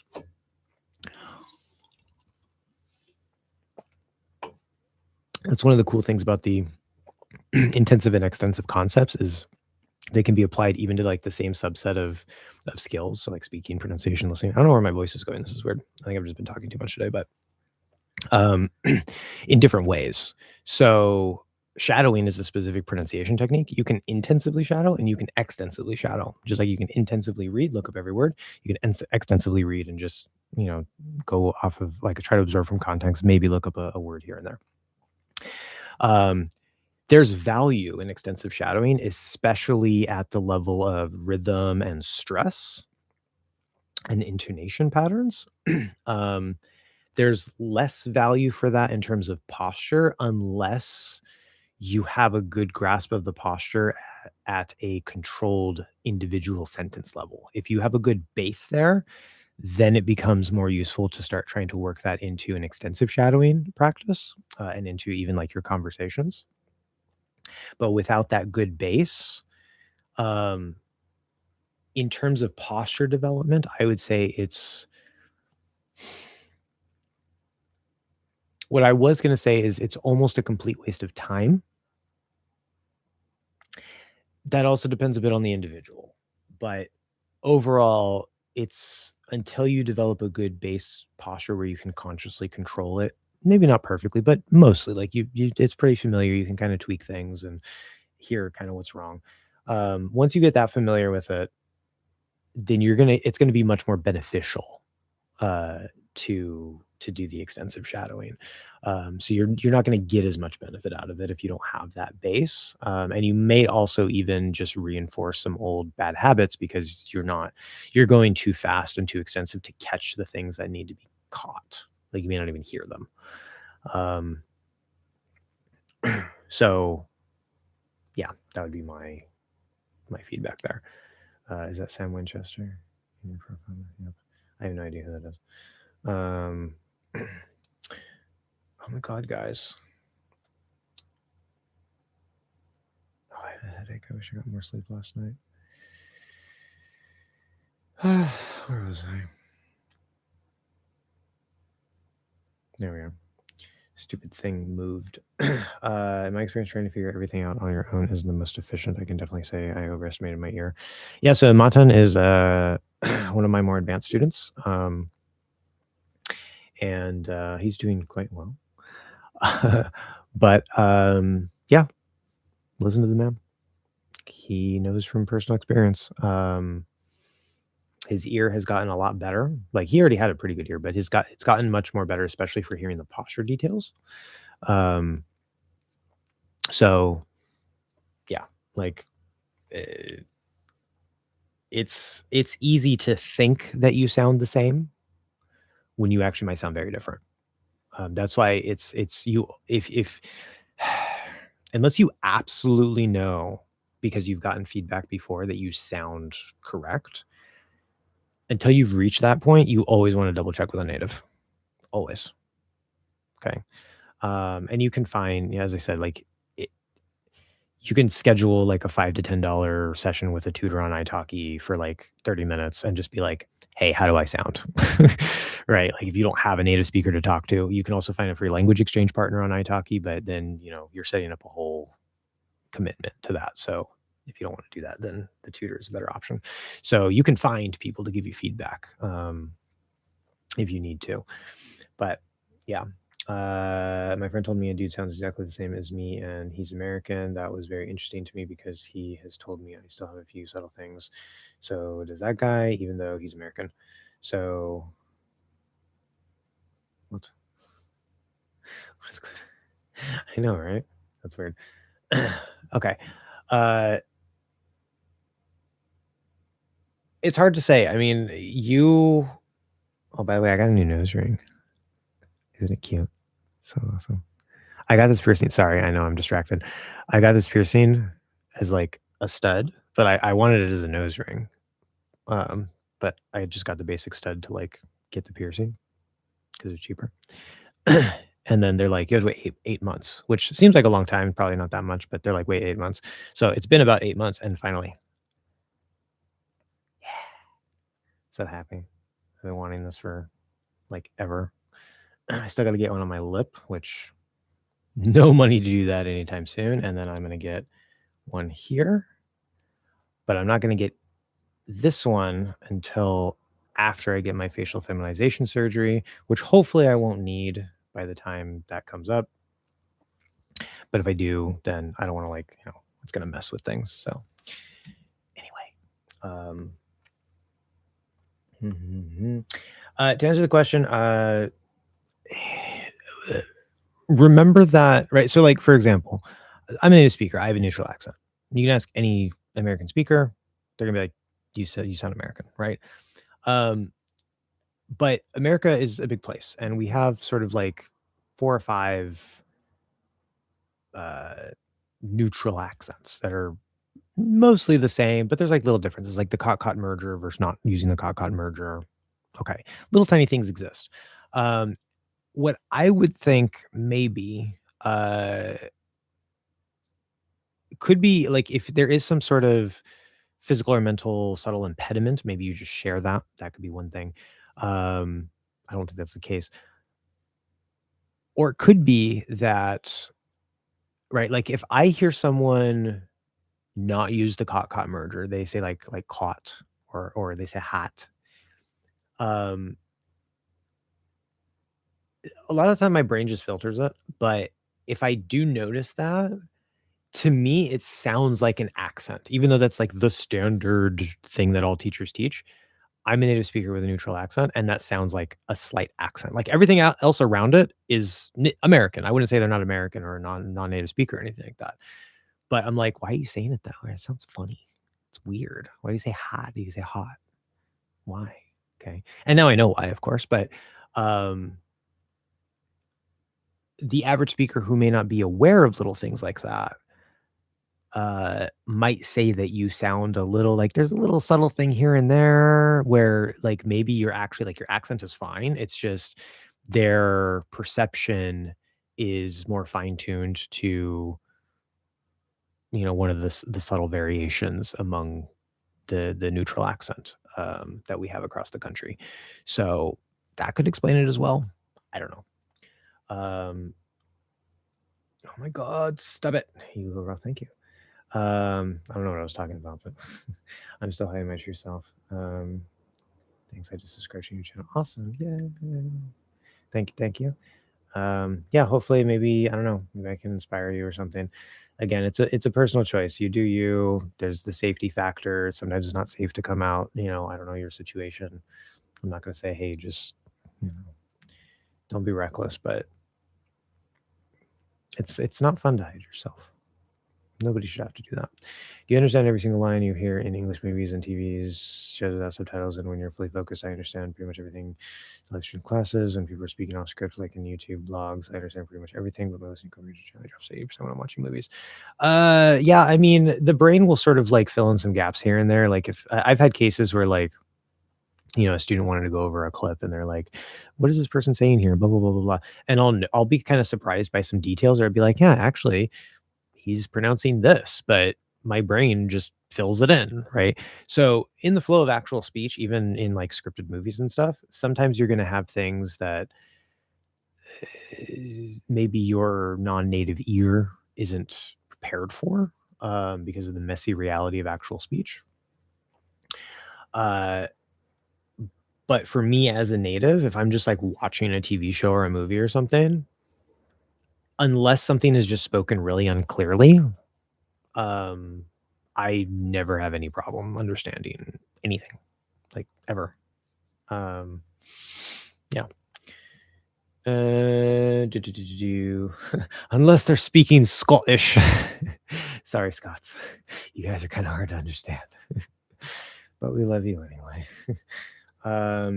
You should listen to the official lyric video, Leaves, or the official music video. Young K. Okay. I'll try to keep that in mind. Official lyric video. Can you recommend some resources on learning Spanish from zero? I don't really have time for that right now, but see, when I taught myself Spanish, I sort of had like a long history on and off, but when I really sat down and I was like, I'm going to teach myself a language, Spanish, I think is going to be relatively the easiest one to learn. So I didn't even really know how to learn Spanish specifically. Spanish is the language that I used to teach myself how to learn a language. So Um, I'd have to kind of think about that. Um, I don't I haven't looked at any Spanish resources in particular in a long time. Um, what I will say is find a TV show that you like, use subtitles for the first season. This is a technique I accidentally discovered. It works really well. Subtitles for first season. For all the remaining seasons, no subtitles. I don't care how much you understand. You can understand 30%, 20%, doesn't matter. Just try to understand from context. Let your brain soak in the language. It's not about understanding everything. You use the first season with subtitles to get into the story, get attached to the characters. That's going to help get you through the remaining seasons without understanding a lot. I do recommend that that's not the only thing you do. You start learning some basic grammar stuff, you start learning some basic vocabulary, et cetera, et cetera. Start learning about the language and how it flows and how it feels and all that stuff. But find a TV show, first season subtitles, rest no subtitles, just deal with it. I guarantee you will see improvement. Okay. That's probably best advice for someone who is more like an upper beginner rather than a lower, like absolute beginner. But you can start using that relatively early. Um, the only channel I remember was I think it was Jordan or Jordy or something. Let's see, Jordan Spanish. I don't. Yeah, Senor Jordan. um, I used this early on in my studies when I was just trying to figure things out. I don't really have much of like a review of exactly how good he is, but this is one of the resources I remember using, and it was useful for me. So possibly. With what I know now about language learning, I might go through this and completely disagree with how he approaches things. So take it with a grain of salt. But this is a channel that I used at one point, so you can maybe look at that. It's much more. It's much more about the techniques, uh,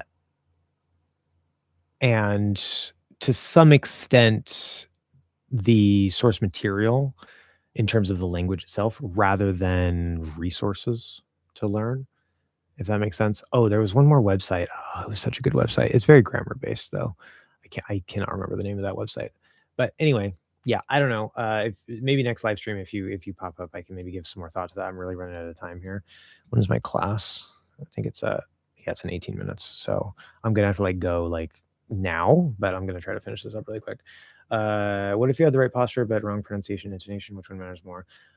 That's a debate actually. In my particular, if you have the right posture, the wrong pronunciation, intonation. I do think that posture is the most important element overall, like more than intonation. Some people say like language is intonation and rhythm. It's important, but no. Um, that's sort of like the top layer, where posture is like the bottom layer. Um, uh, yeah, posture is going to be the core, but they're almost two separate worlds that sort of link together. So, mm, but yeah, if you want to, if your goal is to sound native, you could use proper intonation, put the sounds in the right place, have good rhythm, have good stress, and you'll still sound not native. You'll still have an accent because you don't have the posture. The posture is the quality underneath the sounds. So yeah, now you could have the posture and have really bad intonation and rhythm, and you might actually sound American, but you'll sound like you're saying things in a weird way, right? Like if I say, "The other day I went to the store," I still sound American. I don't suddenly sound Spanish, right? So intonation and rhythm is more about the naturalness factor. Breath is also a part of the naturalness factor, where the posture is really the core of the accent. Yeah. The quality, the specific quality of the accent. There's no problem. I keep hearing myself, and it's like my accent hasn't improved at all. But then I listen to my old recordings, and I do notice an improvement. It's good. Yeah. My last question, I would say clarification. Okay. For most of the sounds we produce, if it is an individual sound, then it should B stay. Should stay vertically in fourth tooth, but it's not super tight. Like the side of the tongue should not push inside the molar, and it will just lightly touch the back of the front tooth, back side of the corner of the front tooth. But when in transition, it can feel like sliding, right? Just like the moon pulls on the earth, wherever the sound is, it's going to pull on the posture on the tongue overall, subtly. And there's always a little bit of wiggle room. But commonly what I'll feel when I have a high front sound, especially like an E, or I have a high back sound, especially like an U or a W, so like these more like vowel-like sounds, I can definitely feel that like the same part of the tongue is touching the fourth tooth for sure on the corners. But I can feel it's not even like it moves. Like it's not going to leave that tooth. You're still going to be on the tooth. But I can feel either a little bit of a tug. So it's like the tongue just sort of gets tugged, but it's still touching the same spot. Or maybe like a slight slide, but the part of the tongue that's touching the fourth tooth is not going to suddenly be lined up with like the fifth tooth or something like that, right? So you have a little bit of wiggle room, but it's a little. Yeah, it's a little. And again, the fourth tooth is not the most important thing. The fourth tooth is more of a guideline, because when you say at and ah, you're not touching the fourth tooth anymore, right? You break the contact, but that part of the tongue that would go onto the corner of the fourth tooth roughly stays lined up. And then when you're done with that sound, it kind of goes right back on. There's a little wiggle room front and back, which I don't recommend you play with too much, but yeah, it's the fourth tooth is not the important point. The shape is the important part of that. Okay. Do all the new Traxons have the same posture? Largely, I would say yes. Rachel's English places her schwa sound, her center of gravity, more in the middle. Some natives do that. She still sounds fine. The overall posture is pretty identical. There's probably, again, there's little wiggle room. There's always a range to things. But within the settings of American English, that range is going to be very small for posture. You don't have a lot of wiggle room. So when you're coming from a completely different language setting, like let's say you're here and the wiggle room between natives is like this, so it's not going to matter much. Like just you got to get in there, right? I wouldn't even worry about that. You are welcome. I've been watching the Toy Story movies and I needed subtitles even though my ears are very good, like a that can happen. I noticed especially, oh, is that it's Rex, that's why. Oh, nice. Especially with animated things, that can happen. It is what it is. A month ago, I tried speaking Spanish for fun. Like I said a sentence, my friend told me I sound very American, like an American trying to speak Spanish with very bad pronunciation. Well, good, right? So your American accent is coming along, right? That was very nice. Yeah. Como estás? Quiero queso. Donde está el baño? Right. Grates on my ears. I like it hurts me to pronounce it that way. Like just try. It's not that hard. You could try and have a better accent than that, even if it's still terrible. Needs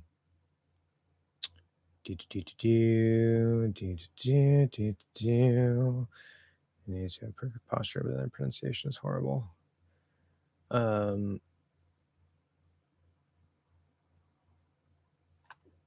Okay.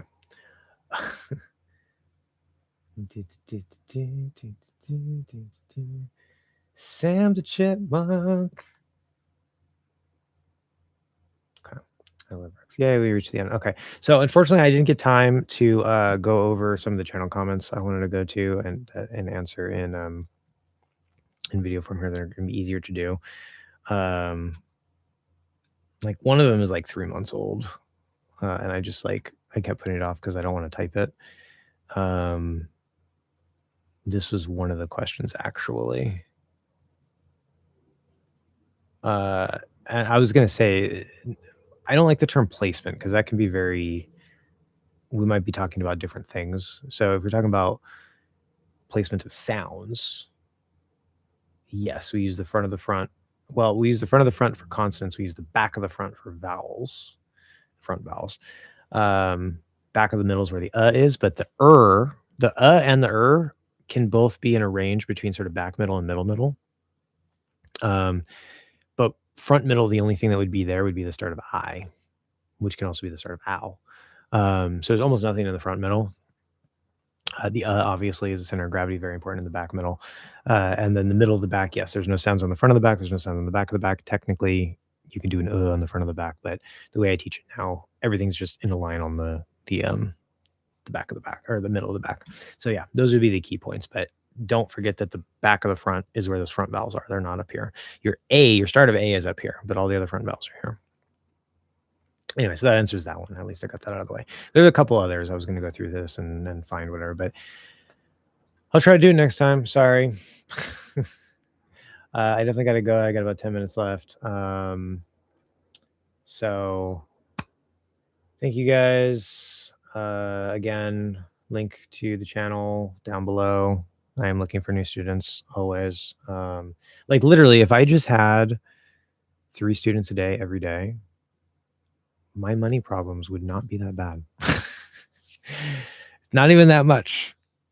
But I know it's expensive and, you know, I gotta do more promotion or something. So if you're interested, definitely check it out. Otherwise, no pressure. I don't know when the next one will be, as always, probably maybe another month or so. We'll see. But stay tuned for the other channel that's coming up. I have to watch the first like 2 hours of the stream. Yeah. I know, sorry, your connection sucked. But I will see you guys whenever next time is. Stay safe, stay authentic. I got like a catchphrase or something. But yes, I'll see you guys next time I stop sharing. I'm just sitting here sharing my screen. Okay. Bye. Where's the button to end? Oh my god, they moved it. Oh, there it is. Bye. Yuko. Anybody get the reference? Bye.